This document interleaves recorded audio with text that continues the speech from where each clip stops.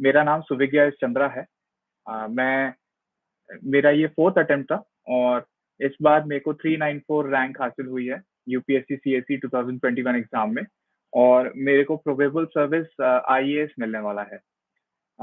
कुछ थोड़ा अपने बारे में मैं बताऊं तो मैंने स्कूलिंग अपनी केंद्रीय विद्यालय से करी है। उसके बाद मैंने ग्रेजुएशन आईआईटी बॉम्बे से करा है इलेक्ट्रिकल इंजीनियरिंग से 2012 से 2016 तक। उसके बाद मैंने करीब 1 साल जॉब करी है सैमसंग रिसर्च इंस्टीट्यूट दिल्ली में। और जब मेरे को जॉब मैंने 1 साल से थोड़ा ज़्यादा मैंने एक्सपीरियंस ले लिया, उसके बाद मुझे लगा कि मुझे सिविल सर्विसेज की प्रिपरेशन शुरू करनी चाहिए। तो मैं पूरा का पूरा मैंने स्क्रैच से शुरू किया था ताकि मुझे क्या कहते हैं बेसिक्स मेरे क्लियर हो जाए और फिर बाद में मैं एग्ज़ाम अटेम्प्ट कर पाऊँ। तो 2018 मेरा फर्स्ट अटेम्प्ट था जिसमें मेरा प्रीलिम्स नहीं हुआ था। बाय द वे मेरा पूरा का पूरा एग्ज़ाम का मीडियम इंग्लिश था। तो 2018 में मेरा फर्स्ट क्या कहते हैं अटेम्प्ट था, उसमें प्रीलिम्स मेरा नहीं हुआ था। सो उसमें मेरे को एक आइडिया लग गया था कि एग्ज़ाम का डिमांड क्या है। उससे पहले मुझे कुछ ज़्यादा आइडिया था नहीं, मैंने कोई कोचिंग नहीं करी थी। तो पूरा का पूरा मैंने खुद से ही पढ़ाई करी थी क्योंकि मैं घर पे रह के बहुत आराम से और एक अपने पेस पे पढ़ाई कर सकूँ। सो 2018 के बाद 2019 में जब मैंने प्रीलिम्स दिया फिर से, सो मेरे को काफ़ी अच्छे नंबर मिले and then I was qualified for mains. Mains mains देने के बाद मैं इंटरव्यू स्टेज तक पहुंचा था, बट इंटरव्यू मेरा क्या कहते हैं इंटरव्यू देने के बाद मेरा फाइनल लिस्ट में नाम नहीं आया था 2019 अटेम्प्ट में। After that 2020 same thing happened, मेरा नाम उसमें भी नहीं आया इंटरव्यू तक जाने के बाद। And then this fourth attempt I secured rank 394। So करीब 5 साल की प्रिपरेशन थी मेरी, जिसमें मैंने काफ़ी कुछ सीखा और मेरी जर्नी क्या कहते हैं इस तरीके से थी। सो यूपीएससी जर्नी मैंने थोड़ी थोड़ी बताई दी थी, बट मैं आपको बताता हूँ यूपीएससी क्या कहते हैं जो आईएएस जो मेरा एक मैं एस्पिरेंट था उस सर्विस को पाने के लिए। तो उसके लिए मैंने क्या किया था कि पहले मुझे सारा का सारा बेसिक्स स्टार्ट से पढ़ना था। तो उसके लिए प्रीलिम्स पे मुझे सबसे ज़्यादा ध्यान देना था और मुझे ऑप्शनल चूज़ करना था। जैसे कि मेरा बैकग्राउंड इलेक्ट्रिकल इंजीनियरिंग है, लेकिन उसमें बहुत सारा मैथमेटिक्स भी पढ़ाया जाता है। तो इसके लिए मैंने मैथमेटिक्स ऑप्शनल चूज़ करना सही समझा क्योंकि उसके रिसोर्सेज़ काफ़ी सारे थे। उसका जो क्वेश्चन पेपर जो मैंने देखे थे यूपीएससी के एक्चुअल एग्ज़ाम के, वो मुझे समझ में आ रहे थे। सो मुझे ये लगा कि हालाँकि बहुत बड़ा कोर्स होता है मैथमेटिक्स का, बट मैंने वो ऑप्शन चूज़ करने की कोशिश करी, जो मुझे क्या कहते हैं एक मतलब मेरे को रिलैक्स कर सके, ताकि मैं उसे घंटों-घंटों पढ़ सकूँ और मैं कभी उससे बोर नहीं हूँ, मैं कभी उससे फ्रस्ट्रेट नहीं हूँ क्योंकि ये सारा का सारा एग्ज़ाम पेशेंस और परसेवरेंस का है। जर्नी के बारे में अगर मैं और बताऊँ तो मेरे पास रिसोर्सेज़ तो बहुत थे, बट मैंने ऑनलाइन रिसोर्सेज़ पे ज़्यादा फ़ोकस किया। कोचिंग इंस्टीट्यूट से मैंने मतलब फाउंडेशन कोर्स मैंने कहीं पर भी कोचिंग से नहीं करा क्योंकि स्टैंडर्ड बुक्स जो होती हैं, वो लिस्ट सबको पता लग जाती हैं। मेरे फ्रेंड्स ने क्या कहते हैं मेरी काफ़ी हेल्प करी, जो मेरे कॉलेज के पास आउट फ्रेंड्स थे, वो लोग भी यूपीएससी की प्रिपरेशन कर रहे थे, तो उनसे मुझे काफ़ी आइडिया मिला कि मुझे कैसे न्यूज़पेपर पढ़ना चाहिए, कैसे एनसीईआरटी पढ़नी चाहिए और कौन से बेसिक बुक्स है जैसे कि स्पेक्ट्रम हो गया, लक्ष्मीकांत हो गया, ये सारी चीज़ें इससे मेरे को आइडिया लग चुका था। फिर करंट अफेयर्स के लिए भी मैं क्या कहते हैं विजन आईएएस का क्या कहते हैं करंट अफेयर्स यूज़ करता था। बट वो वो एक इकलौता सोर्स नहीं था। वो न्यूज़पेपर से क्या कहते हैं उसके साथ मिला करके उसे करना पड़ता था। तो एवरीडे न्यूज़पेपर पढ़ना, अ, जो हमारा स्टैटिक पोर्शन है एनसीईआरटी, उनको रेगुलरली पढ़ना, लक्ष्मीकांत को एटलीस्ट 10 टाइम्स तो पढ़ना और ये सारी चीज़ों से ही क्या कहते हैं मेरी यूपीएससी की जर्नी डिफाइन होती है। मैं प्रीलिम्स की तैयारी के बारे में बता देता हूँ। तो फर्स्ट ऑफ ऑल जो 2018 अटेम्प्ट था उसमें प्रीलिम्स मेरा नहीं हुआ था, बट 2019 में मेरा प्रीलिम्स इसलिए हुआ क्योंकि मैंने ये समझा कि हमारे पास इन्फॉर्मेशन बहुत सारी होती है लेकिन हम सारी चीज़ें नहीं पढ़ सकते। तो हमें उसमें से छँटाई करनी पड़ेगी, छाँटना पड़ेगा। We have to choose few things that are important for the exam and other things that are not important. क्योंकि कोई भी इंसान सब कुछ नहीं पढ़ सकता, तो हमें उसके लिए स्ट्रैटेजाइज़ करना पड़ेगा कि कितनी चीज़ें हमें पढ़नी चाहिए और कितनी चीज़ें हमें नहीं पढ़नी चाहिए। अ, जीएस जीएस 1 जो प्रीलिम्स का पेपर 1 है, उसके लिए मैं बताना चाहता हूँ, जो स्टैंडर्ड बुक्स होती हैं हिस्ट्री के लिए, ज्योग्राफी, पॉलिटी, ये सारे को मिला के उसके साथ इकोनॉमिक्स का कोई अच्छा सा सोर्स, मोस्टली काफ़ी लोग क्या कहते हैं, मृणाल सर के नोट्स को काफ़ी अच्छे से रेफ़र करते हैं, वो बहुत अच्छा और कॉम्प्रिहेंसिव नोट्स भी हैं। अ, हालाँकि बड़े हैं, लेकिन एक बार उन्हें पढ़ लेते हैं तो वो बहुत सिंपल लैंग्वेज में आपको चीज़ें समझा देता है। ये 4 सब्जेक्ट अगर आपने अच्छे से ग्रास्प कर लिए, तो इनमें से जो क्वेश्चन्स आएँगे तो एटलीस्ट आप क्या कहते हैं, उन बेसिक क्वेश्चन को अटेम्प्ट करके आप 50 क्वेश्चन्स का तो नंबर टच कर सकते हैं आराम से। और आजकल के कट ऑफ से देखने में लगा है कि सिर्फ 50% मार्क्स ही चाहिए होते हैं। तो आप हाई एक्यूरेसी से 70 से 75 क्वेश्चन करें, तो आपका प्रीलिम्स अ, हो सकता है। इतना ईज़ी नहीं है, बट ऑप्शन एलिमिनेशन मेथड का यूज़ करके प्रीलिम्स निकाला जा सकता है। बात करते हैं सीसैट की। सीसैट की मेरी स्ट्रैटेजी ये थी कि मेरा स्ट्रेंथ एरिया मैथमेटिक्स था और लॉजिकल रीज़निंग मेरे को अच्छा लगता था। तो मैं इन्हीं 2 सवालों पे क्या करता था, फ़ोकस। तो मेरा टारगेट यही था कि मेरे को सिर्फ 50 क्वेश्चंस करने हैं और मेरे को सिर्फ कट ऑफ क्लियर करनी है 66.66 मार्क्स की।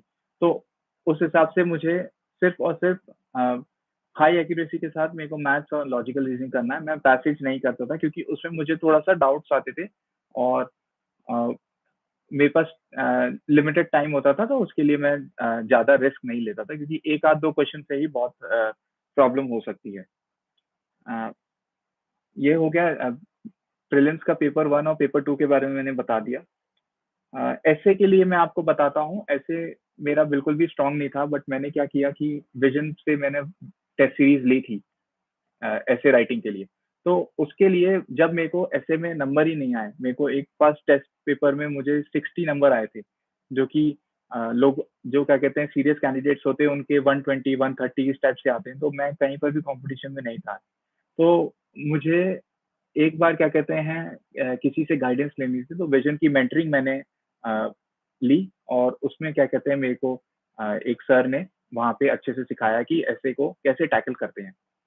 दूसरी चीज़ है कि एस्से में मैंने एक और सोर्स यूज़ किया जिसमें मैंने यूट्यूब पे कुछ लोगों के वीडियोज़ देखे जो क्या कहते हैं सिलेक्टेड कैंडिडेट्स हैं। उन्होंने किस तरीके से एस्से को टैकल किया, वो देख कर के मुझे धीरे-धीरे समझ में आया कि ऐसे मतलब ये नहीं है कि बहुत कॉम्प्लिकेटेड लैंग्वेज लिखना है, उसके पैराग्राफ्स का स्टाइल सेम होना चाहिए। दूसरा पैराग्राफ के बीच में कनेक्टिंग लिंक होना चाहिए। मैं अपने आप में हेडिंग्स यूज़ करता था ताकि मैं अपने पूरे एस्से को डिफरेंट सेक्टर्स में डिवाइड कर सकूँ और पढ़ने वाले को ईज़ीनेस रहे। यही मेरा टारगेट होता था। सिंपल 10 टू 12 क्लास की लैंग्वेज लिखना मेरा क्या कहते हैं एम था ताकि मैं अपनी बात को सिंपल से सिंपल तरीके से बता सकूँ। अ, नेक्स्ट होता है कि मेंस में जीएस 1, 3, 4 इनका मैं सेपरेटली बता देता हूँ। जीएस 1 के लिए तो हमारा मोस्टली स्टैटिक ही क्या कहते हैं होता है पढ़ने के लिए। तो करंट में आई थिंक कि वुमेन्स इश्यूज़ और अ ये थोड़ी-थोड़ी चीज़ें होती हैं जो कि मतलब चेंज होती रहती है या फिर कोई करंट अफेयर से रिलेटेड कोई सोसाइटी से रिलेटेड क्वेश्चन आ सकता है, ग्लोबलाइज़ेशन से क्वेश्चन आ सकता है, बट मोस्टली वो स्टैटिक ही रहता है। तो उसमें हमें ये ध्यान रखना है कि जो हमने पढ़ा हुआ है उसके हम क्रिस्प नोट्स बना सकें और अगर नहीं बना पाएँ तो हम किसी से उसको मतलब किसी टॉपर के हम नोट्स देख सकें। तो उससे हमें काफ़ी हेल्प मिलती है क्योंकि हमें प्रिसाइज़ वे में हमें मेंस का आंसर लिखना होता है। हमें बहुत ज़्यादा एक्सपैंड नहीं करना होता है आंसर को ताकि चेक करने वाले को ये समझ में आ जाए कि हाँ, इस बंदे या फिर इस कैंडिडेट को आता है, ये ब्लफ नहीं कर रहा है। जीएस 2 में पॉलिटी सबसे ज़्यादा इम्पोर्टेंट है और इंटरनेशनल रिलेशन ये मेरे को 2 टॉपिक लगते हैं कि बहुत ज़्यादा इम्पोर्टेंट है। उसके साथ-साथ स्कीम्स हो गए आपके या फिर क्या कहते हैं लॉज़ हो गए जो कि बहुत ज़रूरी है, सुप्रीम कोर्ट के जजमेंट्स, ये सारी चीज़ें बहुत इम्पोर्टेंट होती है। तो ये एक काफ़ी स्ट्रॉन्ग मिक्स है अपना स्टैटिक पोर्शन का और करंट अफेयर्स का। हमें उन उन आंसर्स में कैसे हम करंट अफेयर्स एग्ज़ाम्पल्स के तौर पे डाल सकते हैं, वो हमें प्रैक्टिस करनी पड़ती है। जीएस 3 पूरा का पूरा करंट अफेयर्स बेस्ड है और उसमें इकोनॉमिक्स का बहुत बड़ा रोल प्ले करता है। हमारे हमारे पास एक बहुत अच्छा सोर्स है मृणाल सर के नोट्स। मृणाल सर के नोट्स एक बार पढ़ सकते हैं अगर, क्योंकि वो काफ़ी मतलब बल्कि दिखते हैं, बट आप उसको अगर एक बार पढ़ेंगे तो आपको काफ़ी कॉन्फिडेंस आ जाएगा GS3 के रिस्पेक्ट में। And people have performed well after reading the source that I have mentioned for GS3। और उसके बाद ये GS1 2 3 हो गया। GS4 के लिए मैंने हमेशा लेक्सिकॉन जो एक किताब है उसको मैंने रेफर किया है। उसके मैंने नोट्स भी बनाए थे। उसके जो स्टैंडर्ड कीवर्ड्स हैं वो देखे थे, और उसके बाद फिर जब मैं प्रीवियस ईयर क्वेश्चन देखता था तो मुझे समझ में आ गया था कि लेक्सिकॉन अपने आप में बहुत ही बड़ी बुक है। उसको हमें मतलब बॉयल डाउन करके बहुत ही पर्टिकुलर सेक्टर्स या पर्टिकुलर चैप्टर्स हमें पढ़ने होते हैं, जिसमें मतलब हम चैप्टर में भी सब पार्ट्स को हम लोग एलिमिनेट कर सकते हैं जो कि कभी काम नहीं आए। लेकिन कुछ चीजें हैं जो रिपीटेडली प्रीवियस ईयर क्वेश्चंस में आती है, जैसे कि सिटीजन चार्टर के बारे में पूछ सकते हैं, प्राइवेसी के बारे में पूछ सकते हैं, सिविल सर्वेंट्स की वैल्यूज के बारे में पूछ सकते हैं, values that are important to you, इस टाइप के क्वेश्चन पूछ सकते हैं। तो यहाँ पे हमको हमें ये नहीं देखना है कि हम बहुत कॉम्प्लिकेटेड लैंग्वेज में लिखे, बहुत ही सिंपल और शॉर्ट आंसर्स लिखने में GS4 में हेल्प मिलता है, क्योंकि बहुत ही लेंदी पेपर होता है। ऑप्शनल के बारे में मुझे नहीं लगता कि सब लोगों के लिए रेलेवेंट होगा, बट मैथमेटिक्स का ऑप्शनल मैंने लिया था और मैंने IMS के नोट्स रेफर करे थे। मुझे उसे काफ़ी टाइम लगा था। उसकी स्ट्रैटेजी के लिए मैं अगर कोई इंटरेस्टेड होगा तो उसको मैं बाद में परस्यू करता हूँ। नेक्स्ट मैं बताता हूँ, इंटरव्यू या पर्सनालिटी टेस्ट जो होता है उसके लिए मैंने मॉक इंटरव्यूज से हेल्प ली थी, और मेरे को गाइडेंस के लिए मेरे सीनियर्स मेरे को हेल्प करते थे। जनरली क्या था कि मैंने अपने डैप से अपने क्वेश्चंस बनाए थे, और उनको मैं बार बार सेम टू सेम क्वेश्चन, जो 10-15 क्वेश्चन थे अपने बारे में जो मैं बता सकता था, उनको मैं हर समय मिरर रीडिंग प्रैक्टिस करता था। मैं अपने फ्रेंड्स को कॉल करता था और मैं उनको बोलता था कि आप मेरे को क्वेश्चन पूछो और आप बताओ कि मैं किस तरीके से आंसर कर पाता हूँ। एक स्मूथ और कॉन्फिडेंट वे में अगर मैं आंसर कर पा रहा हूँ, तो मैं उन्हें बता देता था कि आप मुझे बता दीजिए कैसा आप मेरा परफॉर्मेंस है, किस तरीके से मैं इम्प्रूव कर रहा हूँ डे बाय डे। और सेम थिंग मैं अपने फ्रेंड्स के लिए भी करता था। मैं फ्रेंड्स को क्वेश्चन पूछता था उनके डैप से, और उनको मैं उसी तरीके से फीडबैक देता था। बुक लिस्ट के बारे में अगर मैं बताऊँ तो हमें ये देखना है कि पहले हम चैप्टर्स डिवाइड कर लेते हैं। तो सबसे पहले पॉलिटी सबसे ज़्यादा इम्पोर्टेंट होता है, उसके लिए लक्ष्मीकांत मैंने रेफर करी थी। आपको अगर कोई और सोर्स अच्छी लगती हो तो उसमें कोई प्रॉब्लम नहीं है, क्योंकि वो लक्ष्मीकांत जो है वो पूरी पूरी कॉन्स्टिट्यूशन को एक्सप्लेन करके बनाई गई है किताब। तो डेफिनेटली कोई कॉन्स्टिट्यूशन को एक्सप्लेन कर रहा है तो कोई भी किताब हो सकती है, but Laxmikant was one of the most famous book at my point of time. So ये पॉलिटी का हो गया है। इसके अलावा मैंने पॉलिटी के लिए कोई और बुक नहीं यूज करी थी। अ, फिर हिस्ट्री के लिए देखा जाए तो स्पेक्ट्रम बहुत इम्पोर्टेंट है, क्योंकि हम लोग अगर GS का कोर्स देखें, GS1 का, तो हमें दिखता है कि 18th सेंचुरी के बाद से जो इवेंट्स हैं उनका क्या कहते हैं बहुत ज़्यादा इम्पोर्टेंस रहता है। उससे पहले सिर्फ आर्ट एंड कल्चर ही क्या कहते हैं UPSC के फोकस में है। तो हमें वो डिसाइड करना है कि हमें एंशिएंट और मिडिएवल में NCERT से कितना पढ़ना होता है। बाकी हमें क्या है, मॉडर्न के लिए spectrum is very good book. आप बिपिन चंद्रा की इंडिया क्या कहते हैं, 2 किताबें हैं उसकी, एक इंडिया सिंस इंडिपेंडेंस है, और स्ट्रगल फॉर इंडिपेंडेंस की एक और किताब है। तो जो इंडिपेंडेंस के पहले वाली है वो बुक आपको एक स्टोरी फॉर्म में होगी, काफी बल्कि है, बट एक बार आप उसे पढ़ लेंगे तो आप बहुत ही नेचुरल फ्लो में आंसर्स लिख सकेंगे। तो अगर आपके पास टाइम हो तो आप उसे परस्यू कर सकते हैं। नेक्स्ट है कि जो इंडिया सिंस इंडिपेंडेंस है, वो मुझे लगता है कि UPSC से इतना ज़्यादा रिलेटेड नहीं है, क्योंकि उससे क्वेश्चंस इतने ज़्यादा नहीं आते हैं। तो मोस्टली क्या है, फोकस हिस्टोरिकल एस्पेक्ट्स में रहता है, और इंडिपेंडेंस के बाद वाला मोस्टली कॉन्स्टिट्यूशनल बेसिस पे, और जो कि इवेंट्स चल रहे हैं या फिर कोई पास्ट इवेंट हुआ है जिससे क्या है हमारा डेमोक्रेटिक स्ट्रक्चर कुछ चेंज हुआ है, या फिर कुछ ऐसा इवेंट आया है जो कि हमारा वाटरशेड मोमेंट हो, लाइक 1991 रिफॉर्म्स जो हुए थे। इस टाइप की चीज़ों के लिए आप वो बुक परस्यू कर सकते हैं, बट आपको कोई और सोर्स भी अगर अच्छा लगता हो तो यू कैन डू दैट।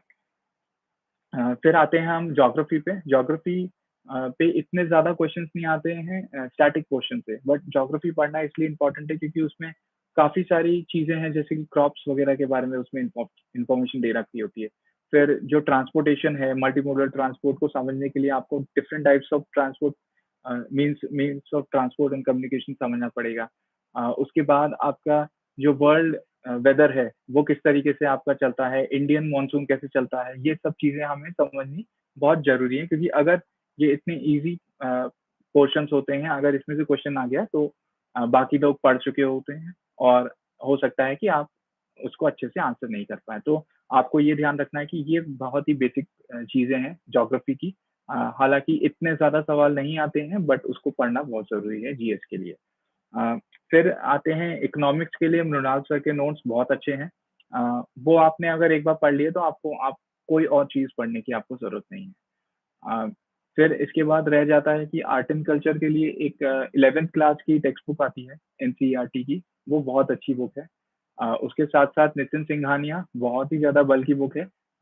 मैं रिकमेंड करूँगा कि आप बुद्धिज़्म, जैनिज़्म से रिलेटेड जो पार्ट्स हैं, उसको आप पढ़ लें। तो आपका वो सिर्फ़ एक ही चैप्टर होगा।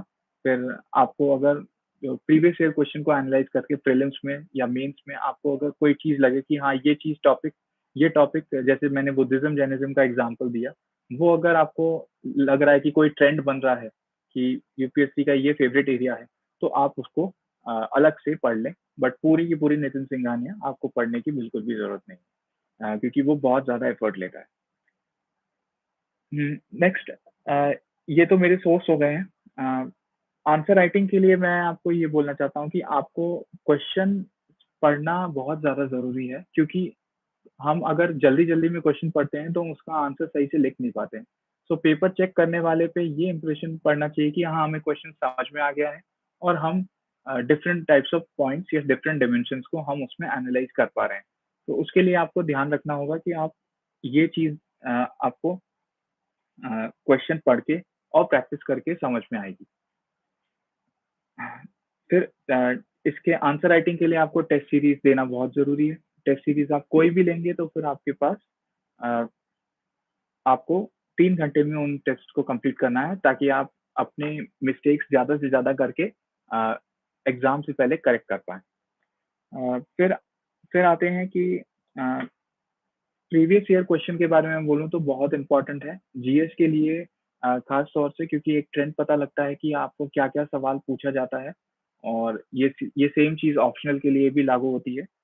अ, तो प्रीवियस ईयर क्वेश्चन आप मत छोड़िए बल्कि उनको पढ़िए और देखिए कि यूपीएससी किस तरीके से क्वेश्चंस पूछता है, कितने पार्ट्स में पूछता है और क्या-क्या एक्शन वर्ड्स जैसे क्रिटिकली एनालाइज़, इवैल्यूएट, एलुसिडेट ये सारी चीज़ों का क्या मीनिंग है, उनके मॉडल सॉल्यूशंस कोचिंग क्लास से आप देख करके आप यूपीएससी का एक पैटर्न समझ सकते हैं कि वो किस तरीके से सवाल पूछता है। नेक्स्ट आते हैं कि यूपीएससी में कोचिंग कितनी इम्पोर्टेंट है। देखिए अगर आपको क्या कहते हैं बेसिक्स आपके स्ट्रॉन्ग नहीं है, तो मुझे लगता है कि अगर कॉस्ट एक बड़ा फैक्टर नहीं है, तो आप कोचिंग ले सकते हैं। आजकल बहुत डिफरेंट सोर्सेज़ होते हैं, जो कि ऑनलाइन बेसिस पे भी आपको काफ़ी कॉस्ट इफेक्टिव अ, प्लान्स में आपको क्या कहते हैं जीएस का फाउंडेशन कोर्स करा सकते हैं। आई वुड रिकमेंड दैट क्योंकि वो आप घर पे बैठ के आराम से ऑनलाइन वीडियोज़ देख सकते हैं और आपको सिर्फ़ इंटरनेट कनेक्शन का ही क्या कहते हैं कॉस्ट लेना पड़ेगा। तो I think that is much more sustainable in the way कि आप जब चाहें वो वीडियो लेक्चर्स देख सकते हैं अपने कम्फर्ट में। तो आपको ट्रैवल टाइम और आपका बाहर क्या कहते हैं कोई कमरा लेकर के रहना, फिर खाना और लॉन्ड्री और ये सारी चीज़ें जो छोटी-छोटी चीज़ें हैं, वो देखना ही आपका क्या कहते हैं जो टाइम आप सेव कर सकते हैं, शायद ऑनलाइन सोर्सेज़ काफ़ी अच्छे हैं। तो कोचिंग मैं रिकमेंड करूँगा, बिल्कुल जिसको बेसिक्स भी नहीं आते, जैसे मुझे बिल्कुल भी बेसिक्स नहीं आते थे, I should have done coaching but because of not doing coaching I took uh, more than the required time कि मेरे को 5 साल लगे अपना अ, मतलब जो सर्विस के लिए मैं एस्पायर कर रहा था, वो मिलने के लिए। यूपीएससी की टेस्ट सीरीज़ बहुत ज़्यादा इम्पोर्टेंट है क्योंकि टेस्ट सीरीज़ से ही आपको पता लगेगा कि आपकी परफ़ॉर्मेंस किस तरीके से जा रही है, आप कितना इम्प्रूव करेंगे, क्या आपको कमेंट्स मिलते हैं स्पेशली मेंस आंसर राइटिंग में ताकि आप उसको टाइम टू टाइम अपडेट कर सकें, उसमें और इम्प्रूवमेंट्स कर सकें और आप ये भी फ़ील कर सकें कि हाँ, कोई बेस्ट कॉपी अगर कोई कोचिंग क्लास अपलोड करता है, तो आप उसके बराबरी में कितना आ पाते हैं। वो कंपैरिज़न करना बहुत ज़रूरी है। कुछ क्वेश्चन में हो सकता है कि आपको 0 नंबर मिले तो आपको ये देखना पड़ेगा कि क्या क्वेश्चन मेरे को समझ में नहीं आया या फिर वो चेक करने वाले को ही नहीं समझ में आया।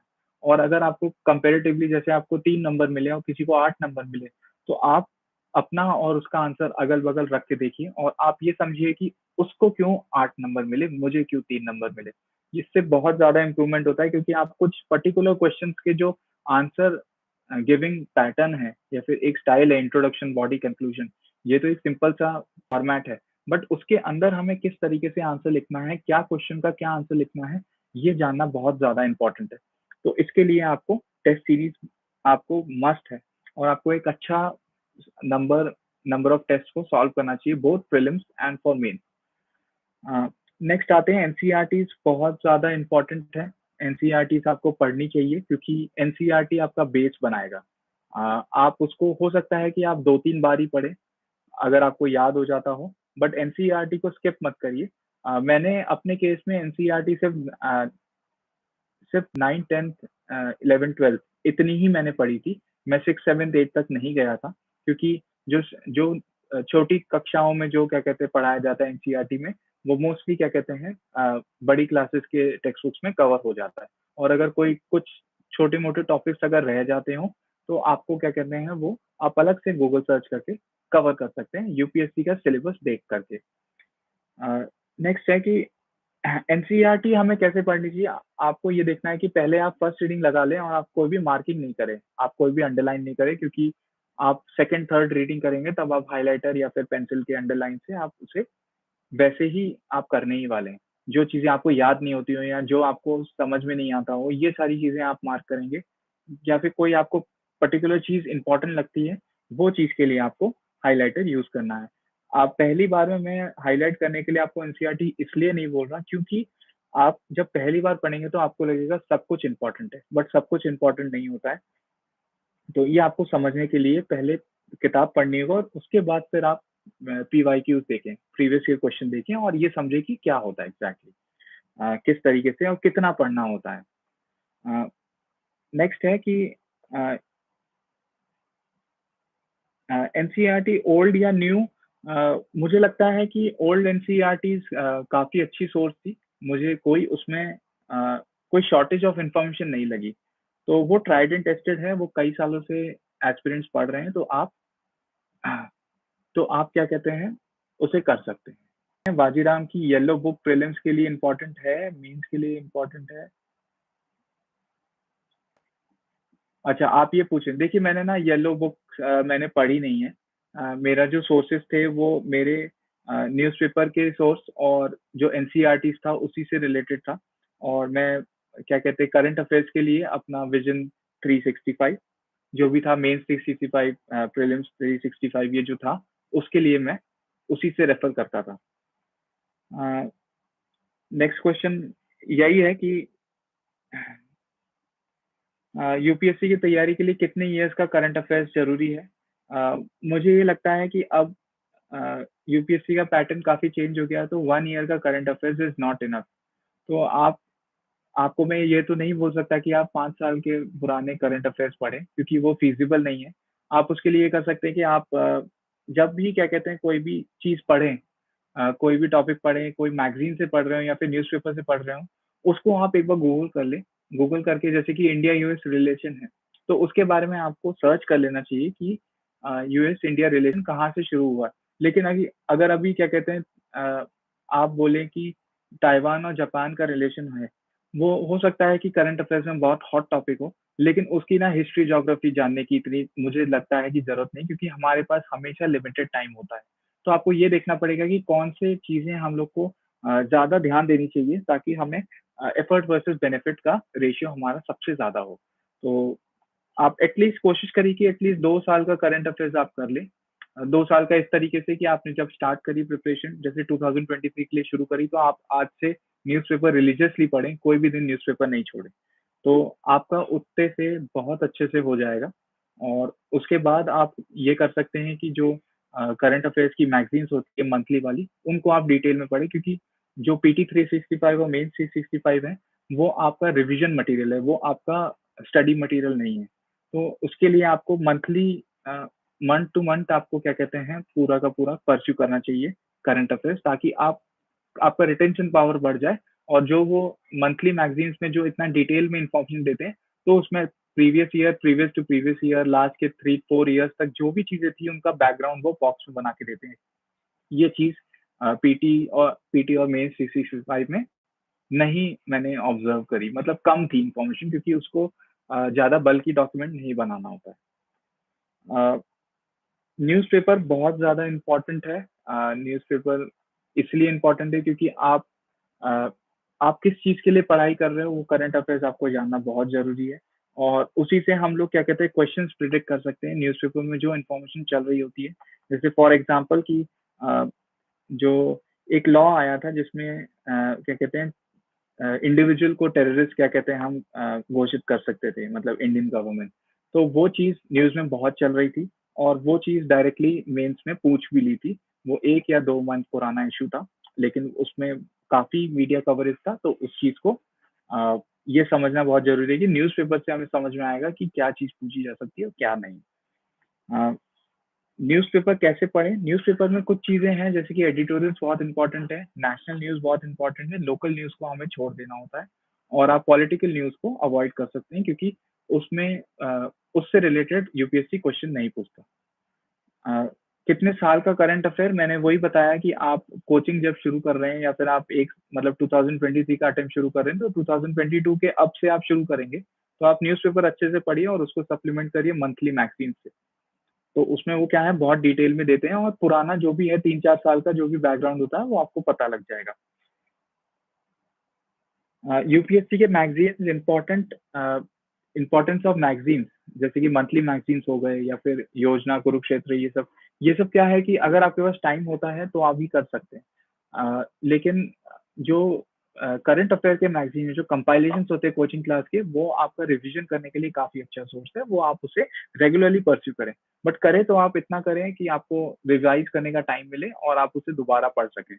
अ, आप कोशिश ये करिए कि 2 सोर्सेज़ से आप उसे टैली कर लें, और इसका मतलब ये नहीं कि 2 मतलब मंथ ऑफ मई या फिर मंथ ऑफ जून के लिए आपने 2 100-100 पेजेज़ की किताबें दोनों पढ़ी। ऐसा मत करिएगा, क्योंकि वो बहुत हेवी हो जाएगा। आप एक काम करिए, एक पर्टिकुलर कोचिंग क्लास का आप अच्छे से करंट अफेयर के मैगज़ीन पढ़िए, और दूसरे का बस आप इंडेक्स खोल के देख लीजिए और इंडेक्स से इंडेक्स टैली कर लीजिए। अगर आपका क्या कहते हैं 100-200 न्यूज़ हैं अगर किसी मैगज़ीन में, तो उसमें से हो सकता है कि 6-7 आपको नई इन्फॉर्मेशन मिले, उन्हीं को खोल करके आप पढ़िए, और आप इसमें ये नहीं सोचिएगा कि अरे मेरे को वो भी पूरी पढ़ लेनी चाहिए। इससे आपको कोई लिमिट नहीं समझ में आएगी, तो आप एक ही मैगज़ीन पे स्टिक रहिए। वो आप अपने फ्रेंड्स और क्या कहते हैं गाइड्स या फिर मेंटर से आप पूछ के परस्यू कर सकते हैं। मैंने मैंने विज़न आईएएस की क्या कहते हैं monthly current affair magazine follow करी थी, तो उससे मेरे को काफ़ी कॉम्प्रिहेंसिवली इन्फॉर्मेशन पता लग गई थी। तो वो मेरे को अच्छा लगता था, और मैं उससे काफ़ी हैबिचुअल भी हो गया था, तो मुझे उसे पढ़ने में अच्छा लगता था। अ, मैगज़ीन्स हमें कैसे पढ़नी चाहिए? मैगज़ीन में हमें ये देखना है कि हमें सारी चीज़ें उसमें से नहीं ग्रास्प करनी है। अ कोचिंग क्लासेस क्या करते हैं कि वो बेस्ट पॉसिबल इन्फॉर्मेशन आपको कंपाइल करके दे देते हैं, लेकिन इतना सारा का सारा रिटेन करना बहुत डिफ़िकल्ट है। तो आपको उसमें से सॉर्ट करना पड़ेगा, जैसे कि प्रीलिम्स के लिए आपको बैकग्राउंड की इतनी ज़्यादा ज़रूरत नहीं है। आपको positives, negatives, advantages, way forward इसकी ज़रूरत नहीं है। प्रीलिम्स में आपको सिर्फ़ और सिर्फ़ इन्फॉर्मेशन की ज़रूरत है। तो उसमें आप उसको अ, सॉर्ट कर सकते हैं कि आपका हो सकता है कि 100 पेज का डॉक्यूमेंट हो, लेकिन आपका इफेक्टिवली आपको सिर्फ़ 20 या 25 पेज ही पढ़ने पड़े। लेकिन मेंस के लिए अलग गेम हो जाता है, उसमें पॉज़िटिव, नेगेटिव्स ये सब चीज़ें लिखनी पड़ती हैं। तो आपको ये देखना पड़ेगा कि आप कितने इम्पोर्टेंट टॉपिक्स को आप छाँट के पढ़ सकें। सारे पढ़ें तो बहुत अच्छी बात है, बट आप सारे के सारे कवर करने की कोशिश मत करिएगा, क्योंकि आप जितना ज़्यादा इन्फॉर्मेशन माइंड में डालेंगे, उतना ही आपका रिटेंशन पावर में अफ़ेक्ट होना शुरू हो जाएगा। तो आप ये ध्यान रखिए कि आप अपने माइंड को ज़रूरत से ज़्यादा ना पुश करें। नेक्स्ट है, अ, मैंने यूपीएससी की तैयारी 2018 में शुरू करी थी, और तब से लेके अब तक मैंने 4 अटेम्प्ट दे दिए थे, और धीरे-धीरे हर हर ईयर में मैंने क्या कहते हैं कुछ नया-नया सीख करके इम्प्रूवमेंट्स करे, और तब जाके मेरी इस बार रैंक आई है।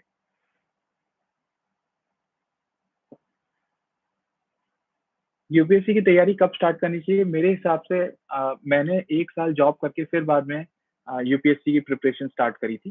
तो उससे मुझे क्या हुआ कि मेरे को कॉर्पोरेट का भी एक एक्सपोज़र हो गया और मुझे ये समझ में आ गया कि हाँ, वहाँ पे लाइफ़ कैसी है और अब यूपीएससी के लिए मैंने तैयारी करी, तो मेरे को दोनों चीज़ का अब एक्सपीरियंस है। तो उसमें मैं ये कह सकता हूँ कि जो लाइफ़ के अप्स एंड डाउन्स होते हैं, जो कि एक कंसिस्टेंसी हमें रखनी होती है during the duration of at least 2 years, तो उसके लिए आपके फ्रेंड्स भी होंगे, आपके फैमिली मेंबर्स होंगे जो कि प्राइवेट में अच्छे से जॉब कर रहे होंगे, उनको जॉब मिलने में कोई प्रॉब्लम नहीं है और एक कंपैरिज़न अगर होता हो, तो उस चीज़ के लिए आपको ये समझना पड़ेगा कि आपका माइंड एकदम क्लियर होना चाहिए कि आपका एक गोल है, आपका एक एस्पिरेशन है, उसके लिए आपको फाइट करने के लिए आपको कोई भी डिस्ट्रैक्शन से भटकना नहीं है।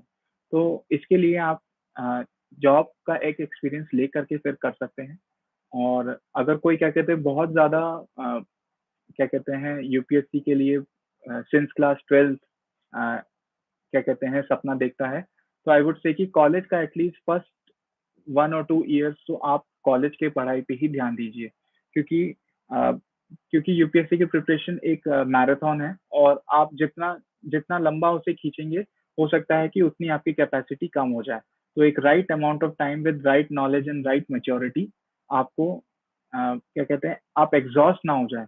तो उसके लिए आप ये करें कि आप बेसिक इन्फॉर्मेशन पढ़ते रहें कॉलेज टाइम में, न्यूज़पेपर्स पढ़ते रहें और जब आपको फुल फ्लेजेड तैयारी शुरू करनी है, तो आप अपने फाइनल ईयर में शुरू करें, ताकि उस टाइम पे जब लोग जॉब के लिए प्रिपेयर कर रहे होते हैं, जॉब इंटरव्यूज़ दे रहे होते हैं, उस टाइम पे आपका गोल बिल्कुल डिफरेंट हो के आप ना ही कैंपस प्लेसमेंट से डिस्ट्रैक्ट हो, ना ही आप क्या कहते हैं, किसी की लाइफ से मतलब कंपैरेटिवली आप अपने आप को डिमोटिवेट करें। तो उसके लिए आपको कॉलेज लाइफ को अच्छे से जीना चाहिए academically and non academically as well और उसके बाद में फाइनल ईयर में आप शुरू कर सकते हैं। फिर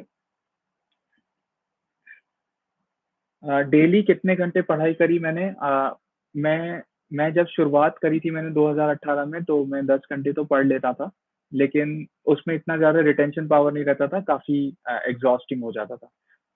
अब जब क्या कहते हैं मेरा 4th अटेम्प्ट तक आया था तो मैं 5 टू 6 आवर्स डेली पढ़ता था और उसके बाद मैं टेस्ट पेपर सॉल्व करता था। तो effectively hours number of hours तो काफ़ी ज़्यादा थे बट वो टेस्ट पेपर का जो ज़ोन होता है बिल्कुल डिफरेंट होता है, तो इफेक्टिवली 5 टू 6 आवर्स की पढ़ाई मैंने करी थी एवरीडे। तो यूपीएससी की तैयारी के लिए मोटिवेशन मुझे सबसे पहले तो अ, मेरे रिलेटिव्स हैं। रिलेटिव्स में मेरे एक मामा जी आईएएस रिटायर हो चुके हैं और उनका निधन भी हो चुका है। उनसे मेरे को मोटिवेशन मिला और मेरे एक और मामा जी हैं जो कि आईपीएस रिटायर्ड हैं। उन दोनों को देख कर के मेरे को काफ़ी मोटिवेशन मिला। साथ ही साथ मेरे फ्रेंड्स जो हैं, जो मेरे ही कॉलेज से पास आउट थे, वो लोग भी यूपीएससी की प्रिपरेशन कर रहे थे। तो उन्होंने मेरे को काफ़ी गाइड किया और उनको देख के मुझे लगा कि मैं भी ये एग्ज़ाम के लिए प्रिपेयर कर सकता हूँ। खुद को मोटिवेट मैंने प्रिपरेशन के टाइम पे ऐसे रखा कि मैंने एक ड्रीम देखा था कि मुझे आईएएस ऑफिसर बनना है और जब भी मैं लो फील करता था तो मैं अपने फ्रेंड्स, फैमिली, पेरेंट्स इन लोगों से डिस्कस करता था और जब वो लोग मेरे को सपोर्ट करते थे, तो उससे मेरे को बहुत कॉन्फिडेंस आता था और एटलीस्ट 5-6 दिन, 10 दिन, 15 दिन तक तो मैं कॉन्स्टेंटली पढ़ पाता था। फिर बाद में जब मेरे को क्या कहते हैं, जब लो पॉइंट आता था तो फिर से मेरे को एक डोज़ लेना होता था अपने फ्रेंड्स, फैमिली या पेरेंट्स से। तो उस तरीके से मैं अपने आप को मोटिवेट रखता था। बट अगर कभी कोई परफॉर्मेंस में क्या कहते हैं लो आ जाए मेरा या फिर मार्क्स नहीं आ रहे हों, तो उसको मैं ये देखता था कि जो सजेशंस मेरे को मिले या फिर जो मेरे शॉर्टकमिंग्स थे उसको मैं इम्प्रूव करूँ रादर देन कि मैं वो मार्क्स जो सुपरफिशियल हैं और जिससे यूपीएससी का कोई लेना-देना नहीं है, उन पे मैं ज़्यादा क्रिब ना करूँ। नेक्स्ट है कि टाइम टेबल कैसे बनाया? मेरा टाइम टेबल ऐसा था कि आप लंच, डिनर, ब्रेकफ़ास्ट इनके बीच में अपने पढ़ाई का शेड्यूल बना दें। जैसे कि आप लंच से पहले आप सिर्फ़ ऑप्शनल का पढ़ें, लंच और डिनर के बीच में आप सिर्फ़ जीएस का पढ़ें, डिनर के बाद आप रिवीजन करें। इस तरीके से आप कर सकते हैं। ये एक ब्रॉड स्केलेटन है। पर आवर या पर हाफ एन आवर का शेड्यूल इतना ज़्यादा फ़ीज़िबल मेरे लिए नहीं होता था। लेकिन मैं स्टार्टिंग में बुक्स पढ़ने के लिए जैसे लक्ष्मीकांत हो गया, स्पेक्ट्रम हो गया, उनको क्या कहते हैं 10-12 बार पढ़ने के लिए मुझे एक शेड्यूल बनाना पड़ता था ताकि कम से कम टाइम मेरा वेस्ट हो। ऑप्शनल मैंने इस तरीके से चूज़ किया था कि मेरा बैकग्राउंड इलेक्ट्रिकल इंजीनियरिंग है, तो उससे मैंने सीधा कोरिलेशन देखा कि उसमें मैथमेटिक्स भी पढ़ा जाता, तो मेरे लिए वो ऑब्वियस चॉइस था। मीडियम मैंने इसलिए चूज़ किया इंग्लिश, क्योंकि मेरा स्कूलिंग पूरा इंग्लिश में हुआ है, तो उसके लिए मेरे को कोई ज़्यादा सोचना नहीं पड़ा था। अ, यूपीएससी के टाइम पे सोशल मीडिया का यूज़ मैंने नहीं किया था, क्योंकि वो उसमें क्या है कि कभी-कभी ऑथेंटिक इन्फॉर्मेशन नहीं मिलती है, और दूसरा एक बहुत बड़ा डिस्ट्रैक्शन का सोर्स है, जिसके लिए हमारे पास बिल्कुल टाइम नहीं होता है। यूपीएससी की तैयारी ऑनलाइन करनी चाहिए या ऑफलाइन, इस ये पूरा का पूरा आपके ऊपर डिपेंड करता है। मेरे हिसाब से ऑफलाइन, क्योंकि मैंने स्कूलिंग अपनी ऑन ऑफलाइन मोड में ही करी है, तो फिर मेरे को ऑफलाइन मोड में ज़्यादा अच्छा लगता है। बट कुछ-कुछ इन्फॉर्मेशन हमें ऑनलाइन मिलेगी, तो हम उसे अवॉइड नहीं कर सकते, हमें वो परस्यू करना ही पड़ेगा। तो एक मिक्स आप रख सकते हैं, लेकिन कोचिंग क्लासेस, जो वीडियो लेक्चर्स, ये सारी चीज़ें हैं, आप ऑनलाइन आराम से देख सकते हैं। वो आपको ज़्यादा कन्वीनिएंट पड़ेगा और आपके लिए ज़्यादा बेनिफिशियल भी होगा। नेक्स्ट है कि दिल्ली जाना ज़रूरी है क्या यूपीएससी के लिए? आई आई डोंट थिंक, रादर मैं कहता हूँ कि आप घर पे अपने कंफर्ट में अपने पेरेंट्स के पास रह कर के पढ़ाई करें, ताकि आप एक पीस ऑफ माइंड से क्या कहते हैं कंसिस्टेंटली आप परफॉर्म करते रहें। और जब क्या कहते हैं ऑनलाइन सोर्सेज़ इतने सारे अवेलेबल हैं, इतना मार्केट क्या कहते हैं डेवलप हो चुका है, तो आप उसको डेफ़िनिटली टैप कर सकते हैं, ताकि आप अपनी performance time to time improve कर सकें। जब आपको बहुत ज़्यादा नेसेसरी लगे कि आपको फिज़िकली किसी से मेंटरशिप लेनी हो, तो ही आप दिल्ली आएँ। वो भी शॉर्ट ड्यूरेशन के, लाइक 1 वीक और 2 वीक, ताकि आप किसी रिलेटिव के घर पे रह के आप मुखर्जी नगर या करोल बाग जा सकें, या ओल्ड राजेंद्र नगर, जो जिससे वो फेमस है जगह, उसके लिए आप करें। अ, एक एक क्वेश्चन है, सिलेबस समझ में नहीं आता। सिलेबस एक्चुअली क्या है कि वो बहुत ही सिम्प्लिफाइड वे में लिखा हुआ है, बहुत डिटेल में लिखा हुआ है मेंस का। तो आप हर टॉपिक जो पढ़ते हैं, उसको आप एक बार देखें कि किस किस चीज़ के बारे में वो बात कर रहा है। तो टॉपिक वाइज़ अगर आप चीज़ें देखेंगे और आप न्यूज़पेपर से रिलेट करेंगे, तो धीरे-धीरे आपको समझ में आएगा कि हाँ, यूपीएससी ने सिलेबस इस तरीके से क्यों बनाया है। नेक्स्ट है कि मैप्स मैप्स को समझना बहुत ज़रूरी है, क्योंकि मैप्स से प्रीलिम्स के लिए डायरेक्ट क्वेश्चन्स आ जाते हैं। तो मैप्स क्या करिए कि आप अपने दिमाग में मैप चिपका लीजिए, और उसको डेली क्या कहते हैं एटलीस्ट 5 मिनट्स आप ग्लांस करिए। नेक्स्ट है नोट्स या text book. I think notes आप मिनिमम से मिनिमम रखें, क्योंकि इतना टाइम नहीं होता है। अ, आप टेक्स्ट बुक्स को रेफर करें, क्योंकि टेक्स्ट बुक्स काफ़ी एरर फ्री होती हैं और उनको पढ़ने में काफ़ी आसानी होती है। बट कुछ लोग अपने हैंड रिटन नोट्स से ज़्यादा कंफर्टेबल होते हैं, क्योंकि लिखावट एक हाथ से लिखने के बाद याद, मतलब रिटेंशन पावर ज़्यादा होता है, और आपका एक पिक्टोरियल मेमोरी भी काफ़ी अच्छी काम करती है। नोट्स आपको कैसे बनाने हैं? आप न्यूज़पेपर के नोट्स आप चाहें तो नहीं भी बनाएँ, क्योंकि वो बहुत बल्की हो जाते हैं। आप टेक्स्ट बुक्स के भी नोट्स नहीं बनाएँ, आप हाइलाइटर लेके उनको क्या कहते हैं इम्पोर्टेंट पॉइंट्स को मार्क कर लें। नोट्स आप किस चीज़ के लिए आप बना सकते हैं, जैसे कि कोई पर्टिकुलर इन्फॉर्मेशन है जो आपको कहीं से भी नहीं मिल रही है और आपने कहीं से सीखी, या फिर कोचिंग क्लास में आप पढ़ रहे हैं, तो उनके आप नोट्स ज़रूर बनाएँ। क्योंकि वो चीज़ जो है, वो कोचिंग क्लास के वीडियोज़ आप बार-बार 2-2 घंटे के हर दिन आप देख नहीं सकते। तो उसके लिए नोट्स बनाना मतलब मायने रखता है। रिवीजन रिवीजन के लिए हमें ये देखना है कि हम रेगुलर एक टारगेट बना दें, एटलीस्ट हम पर मंथ बेसिस पे हमने जो पढ़ा है हम एक बार रिवाइज़ कर लें, स्पेशली स्टैटिक टेक्स्ट बुक्स और करंट अफेयर्स की मैगज़ीन। इतना करें, तो पढ़ा हुआ याद रखने के लिए आपका बेस्ट तरीका है कि आप रिपीटेडली पढ़ें। अगर आपको लक्ष्मीकांत 20 बार भी पढ़नी पड़े, तो आप 20 बार पढ़िए, डेफ़िनेटली आपको 21वीं बार सब कुछ याद हो जाएगा। लेकिन किसी को कम करना पड़ता है, किसी को ज़्यादा करना पड़ता है, वो पर्सन टू पर्सन डिपेंड करता है। बट एफर्ट आपको लगाने ही पड़ेंगे। मैंने भी कहते हैं बहुत बार पढ़ा था, तब जाके मुझे याद हुआ। मेरा जनरल स्टडीज़ जो है, वो मेरा स्ट्रेंथ एरिया नहीं है। मैं इंजीनियरिंग बैकग्राउंड से हूँ, तो मेरे को एक्स्ट्रा एफर्ट लगाना पड़ा था। उम पढ़ाई में मन कैसे लगाएँ? पढ़ाई में मन ऐसे लगाइए कि आप आपका एक सपना है, आपको उसे पूरा करना है, तो उसके लिए आपको कोई भी ऑब्स्टेकल, चाहे पढ़ाई हो या चाहे क्या कहते हैं, कोई भी डिस्ट्रैक्शन हो, उसको आपको अ, छोड़ के आगे बढ़ते रहना है। फिर मेरी तरफ से टिप्स मैं बाद में दूँगा। अब मैं क्वेश्चन्स आपके ले लेता हूँ। तो मैं स्टार्टिंग से देख रहा हूँ कि क्या-क्या है। I complete my 12th now. I am in BA first year. So how I start my preparation? मतलब वो ट्वेल्थ ट्वेल्थ अभी पास किया, फर्स्ट ईयर में है। मुझे नहीं लगता कि फर्स्ट ईयर में प्रिपरेशन शुरू करनी चाहिए। आप एक कॉलेज में गए हैं, तो आप कॉलेज की पढ़ाई को आप सीरियसली लें, उसको आप पढ़ाई करें, और आप फाइनल ईयर में क्या कहते हैं डिसाइड कर सकते हैं कि यूपीएससी की पढ़ाई आपको कितने, मतलब कितने परसेंटेज ऑफ टाइम आपको देना है, या कि कॉलेज में 50% आप टाइम दे दें और 50% यूपीएससी की तैयारी करें। बट फर्स्ट ईयर में आई वुड नॉट रिकमेंड। आप न्यूज़पेपर पढ़िए, न्यूज़पेपर बहुत अच्छी हैबिट है, उससे यूपीएससी से रिलेटेड ऐसा कुछ नहीं है। मतलब न्यूज़पेपर आपकी पर्सनालिटी डेवलपमेंट, आपके जनरल नॉलेज के लिए बहुत अच्छी चीज़ है। तो फर्स्ट फर्स्ट ईयर पे तो मैं बोलूँगा कि आप न्यूज़पेपर ही पढ़िए, उससे ज़्यादा आप कुछ भी मत पढ़िए। मीडियम क्या था मेरा, और मुझे क्या पोस्ट मिली है? अ ब्रदर, मेरे को अभी पोस्ट नहीं मिली है, और सर्विस एलोकेशन लिस्ट भी बाकी है। मेरा मीडियम हमेशा से इंग्लिश रहा है, क्योंकि इंग्लिश मीडियम स्कूल में मैं पढ़ा हूँ। विच कोचिंग यू स्टडीज?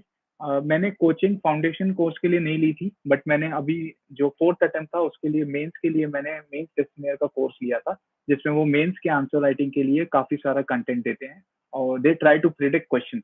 तो उसके लिए, उससे मेरे को काफी हेल्प मिली ये बार के मेंस में, specially in GS 2। Prelims paper attempting strategy. Prelims की स्ट्रैटेजी ये है कि आपको एक नॉलेज बेस मिल गया, लेकिन जरूरी नहीं है कि आपने जो पढ़ा एग्जैक्टली वो प्रीलिम्स में पूछ लेंगे। तो एक ऑप्शन एलिमिनेशन का मेथड बहुत इंपॉर्टेंट है, जिसमें आपका जो प्रीलिम्स की अटेम्प्ट करने का स्ट्रैटेजी है ना, ये है कि आप फर्स्ट आवर में 1 से 100 क्वेश्चन सारे के सारे आप देख लें, और उसमें आप कितने ऑप्शन एलिमिनेट कर सकते हैं वो आपको देखना पड़ेगा। तो मैं क्या करता था कि जिसमें भी मेरे तीनों ऑप्शन एलिमिनेट हो जाते थे और डायरेक्ट मेरे को आंसर मिल जाता था, उसको मैं टिक कर देता था, और उसको ओएमआर में एक डॉट बना देता था। मैं बबल नहीं करता था, सिर्फ डॉट बनाता था उसको टैली करके, ताकि ओएमआर भरने में मेरी गलती ना हो। अब जब होता था कि फर्स्ट राउंड में मेरे को ये पता लग जाता था कि कौन से मेरे हो गए हैं और किसमें मेरे 2 ऑप्शन बचे हुए हैं, मतलब 2 ऑप्शन एलिमिनेट हो गए हैं, उसमें मैं सर्कल लगा देता था। जिसमें मेरे 3 ऑप्शन बचे हैं और एक ही एलिमिनेट हुआ है, उसमें मैं ट्रायंगल बना देता था। और जिसमें मेरे को एक भी ऑप्शन एलिमिनेट नहीं हुआ है फर्स्ट 1 आवर में, उसको मैं एक बॉक्स बना देता था। और कुछ क्वेश्चन ऐसे होते थे, जैसे आर्ट एंड कल्चर मेरा बहुत वीक था, तो उसमें मुझे अगर कोई क्वेश्चन बिल्कुल भी समझ में नहीं आ रहा, तो मैं उसको क्रॉस कर देता था। मैं उसे फिर सेकंड राउंड, थर्ड राउंड में कभी देखूंगा नहीं। नेक्स्ट आता है, ये 1 आवर में मैंने फर्स्ट 100 क्वेश्चन कर लिए विद ऑप्शन एलिमिनेशन, और जो मैं करेक्ट अटेम्प्ट कर सकता हूँ, जो मेरी बहुत हाई एक्यूरेसी रहती है, करीब 90-95% की एक्यूरेसी रहती है मेरे फर्स्ट राउंड में। तो ये मैं पहले अटेम्प्ट कर लेता था। उसके बाद में सेकंड राउंड में फिर वो 2 ऑप्शन एलिमिनेटेड, 3 ऑप्शन, मतलब 1 ऑप्शन एलिमिनेटेड, इन सबको मैं देखता था, और उसमें मैं फिर और ऑप्शन एलिमिनेट करता था। तो ये सेकंड राउंड मेरा करीब क्या कहते हैं 45 मिनट तक चलता था। फिर उसपे भी मैं क्या कहते हैं ओएमआर में डॉट बना करके मार्क कर देता था, अच्छे से टैली करके। और ये जो फर्स्ट राउंड सेकंड राउंड के बीच में जो मैं ओएमआर फिल करता था, उसमें क्या था कि मैं एक बार में 20-25-30 क्वेश्चन मार्क करता था, तो मेरा हाथ इतना दर्द नहीं करता था, क्योंकि वो गोले बनाने बनाने में आपका एक हाथ थोड़ा सा तंग सा हो जाता है। तो उसको अवॉइड करने के लिए मैं थोड़ा पार्ट्स में ओएमआर को फिल करता था। सेकंड राउंड मेरा क्या कहते हैं 45 मिनट बना, तो अब तक क्या हुआ, 1 घंटा और 45 मिनट हो गया है। लास्ट के 15 मिनट बचे हैं। थर्ड राउंड ऐसा होता था कि मैं उसको 10 मिनट में फटाफट करता था। उसमें अगर मेरे को कोई कैलकुलेटेड गेस करना होता था, जिसमें 2 ऑप्शन बचे हुए हैं, तो उसमें आंसर राइट होने की प्रोबेबिलिटी काफी बढ़ जाती है। कुछ कुछ इंट्यूशन पे होते हैं कि हाँ, पहली बार में देखिए चारों सवाल में से कोई एक पर्टिकुलर सवाल आपको समझ में आ रहा है कि हाँ यार, ये हो सकता है, तो उसको मैं कर देता था। 1 आध 2 क्वेश्चन में ऐसे रिस्क ले लेता था, और अगर वो सही हो जाता था तो मेरे को काफ़ी बेनिफिट मिलता था। अ, इसमें ये ध्यान रखिएगा कि प्रीलिम्स पेपर आप जब घर पे अटेम्प्ट कर रहे हो, तो आप एक ओएमआर शीट की कॉपी लेकर के फिर आप साथ में बबल भरने की भी प्रैक्टिस करें। क्योंकि उसमें क्या होता है कि आप जब पेपर अटेम्प्ट कर रहे होते हैं, तो आप ओएमआर भरने का टाइम इंक्लूड नहीं कर पाते, बट उसको अच्छे 10 मिनट लगते हैं। अगर आप अच्छे से टैली कर करके उसको ओएमआर को भरें, तो आपको ये ध्यान रखना है कि आप जैसा एग्जाम में आपको जो रिसोर्सेज मिले, उसके हिसाब से आप उन्हीं रिसोर्सेज के साथ आप घर पे भी प्रैक्टिस करें विद टाइम लिमिट। टाइम से ज़्यादा एक्सटेंड नहीं करिए, क्योंकि आपने एक्सीड किया टाइम घर पे तो आपको कोई कुछ नहीं बोलेगा, लेकिन आपको प्रीलिम्स में काफ़ी नुकसान हो सकता है in terms of time management. Sir, आपने एनसीईआरटी पढ़ी थी और नोट्स बनाए थे क्या? एनसीईआरटी के मैंने नोट्स नहीं बनाए थे। मैंने पेंसिल से अंडरलाइन और हाइलाइटर से क्या कहते हैं सब कुछ छाँट लिया था। फिर जब ऐसा था कि बहुत ही फास्ट रिवीजन करना था, तो उसके लिए मैंने कुछ तो 30-35 पेज का क्या कहते हैं एक वर्ड फाइल बना ली थी, जिसमें मैं क्या करता था कि राजाओं के नाम लिख लेता था या फिर डायनेस्टीज के नाम लिख लेता था। जैसे कि आप बोले इंडस वैली सिविलाइजेशन से लेके जो कैलकुलेटिक पीरियड और ये सारी चीजें हैं, बस उनके हेडिंग लिख देता था, इतना यही नोट्स था मेरा, उससे ज्यादा नहीं था। तो क्या होता था कि मैं उसे 20-25 मिनट में रिवाइज कर लेता था। तो उससे क्या था कि सारे इन्फॉर्मेशन तो मुझे बुक से ही उठाना पड़ता था, बट मैं जब वो बिल्कुल समरी देख लेता था ना, it was like an index, index की तरह ही था जिसमें कोई इन्फॉर्मेशन नहीं थी। उसको मैं देखता था और खुद याद करता था, अच्छा हाँ, इंडस वैली सिविलाइजेशन में क्या क्या चीजें इंपॉर्टेंट थी, कि बर्न ब्रिक्स इंपॉर्टेंट थे, वहाँ पे हॉर्सेस के क्या कहते हैं इतना ज्यादा चलन नहीं था, उसमें पशुपति सील था, और ये सब चीजें याद करता था। तो मैं इस तरीके से उसे एनसीईआरटी को तो ऐसे ही टैकल करता था। Notes making for prelims and statics and current affair.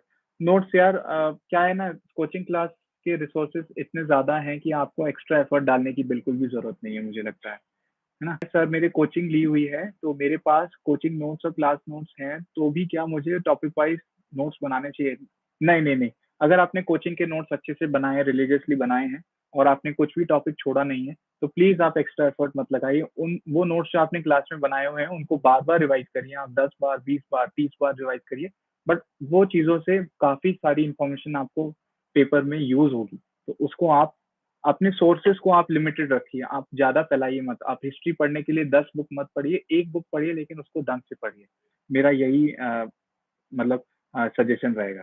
Sir, Delhi जाना बेटर ऑप्शन है यूपीएससी के लिए? मुझे नहीं लगता दिल्ली जाना इंपॉर्टेंट है, बट कभी कभी आपको फिजिकल या फिर फेस टू फेस मेंटरिंग की जरूरत पड़ती है, तो कुछ लोगों को क्लास में पढ़ना अच्छा लगता है तो वो लोग जा सकते हैं। फाइनेंशियल एस्पेक्ट भी बहुत बड़ा होता है, तो इस चीज में आप ये ध्यान रखें कि करीबन 3 से 4 लाख रुपए का खर्चा आता है दिल्ली जाके पढ़ने में, और वही चीज आप कॉस्ट अगर आप घर पे पढ़ाई करेंगे तो आपका काफी मिनिमल बेसिस पे हो जाएगा ऑनलाइन क्लासेस लेकर के। आपको अगर कोई पर्टिकुलर मेंटरिंग सेशन करना हो तो आप 1-2 हफ्ते के लिए आप प्लान बना सकते हैं, आप स्टैगर्ड मैनर बना सकते हैं कि आप 2-2 महीने में एक एक बार दिल्ली का चक्कर लगा लें। बट कॉन्स्टेंटली आप मत रुकिए, क्योंकि वहाँ पे पीयर ग्रुप के अलावा आपको कुछ अलग नहीं मिलेगा, बल्कि आपके चैलेंजेस काफी ज्यादा होंगे। अगर आपके कुछ फ्रेंड्स हैं जो कि वहाँ पे तैयारी कर रहे हैं, जैसे कि 5-6 बच्चों का एक ग्रुप जा रहा है और आप वहाँ पे मिलके पढ़ाई कर पा रहे हैं, तो दैट इज फाइन। बट उसके अलावा आप को कोई क्या कहते हैं, कोई सीक्रेट वहाँ से आपको नहीं मिलेगा। जो चीज आप घर पे बैठ के पढ़ सकते हैं वही आपको वहाँ पे दिल्ली में पढ़ाया जाएगा, तो आपका चॉइस है आपको क्या लेना है। प्रिपरेशन के लिए फर्स्ट ईयर में आप कितने घंटे पढ़ते थे? मेरा यार 10 घंटे हो जाता था, बट बहुत ज्यादा एग्जॉस्टिंग होता था। 3 दिन में 10 घंटे पढ़ लेता था, उसके बाद 2 दिन मेरे को आराम करना पड़ता था। तो वही है, ट्रेड ऑफ है। अगर आपको रोज पढ़ना है तो आप 6 आवर्स का टारगेट लीजिए, और उसके बाद आप टेस्ट सीरीज सॉल्व कर लीजिए। तो टेस्ट सीरीज सॉल्व करने में क्या है ना, आपने जो पढ़ा है वो आपका रिवाइज होता है, क्योंकि आप उसे अप्लाई करते हैं।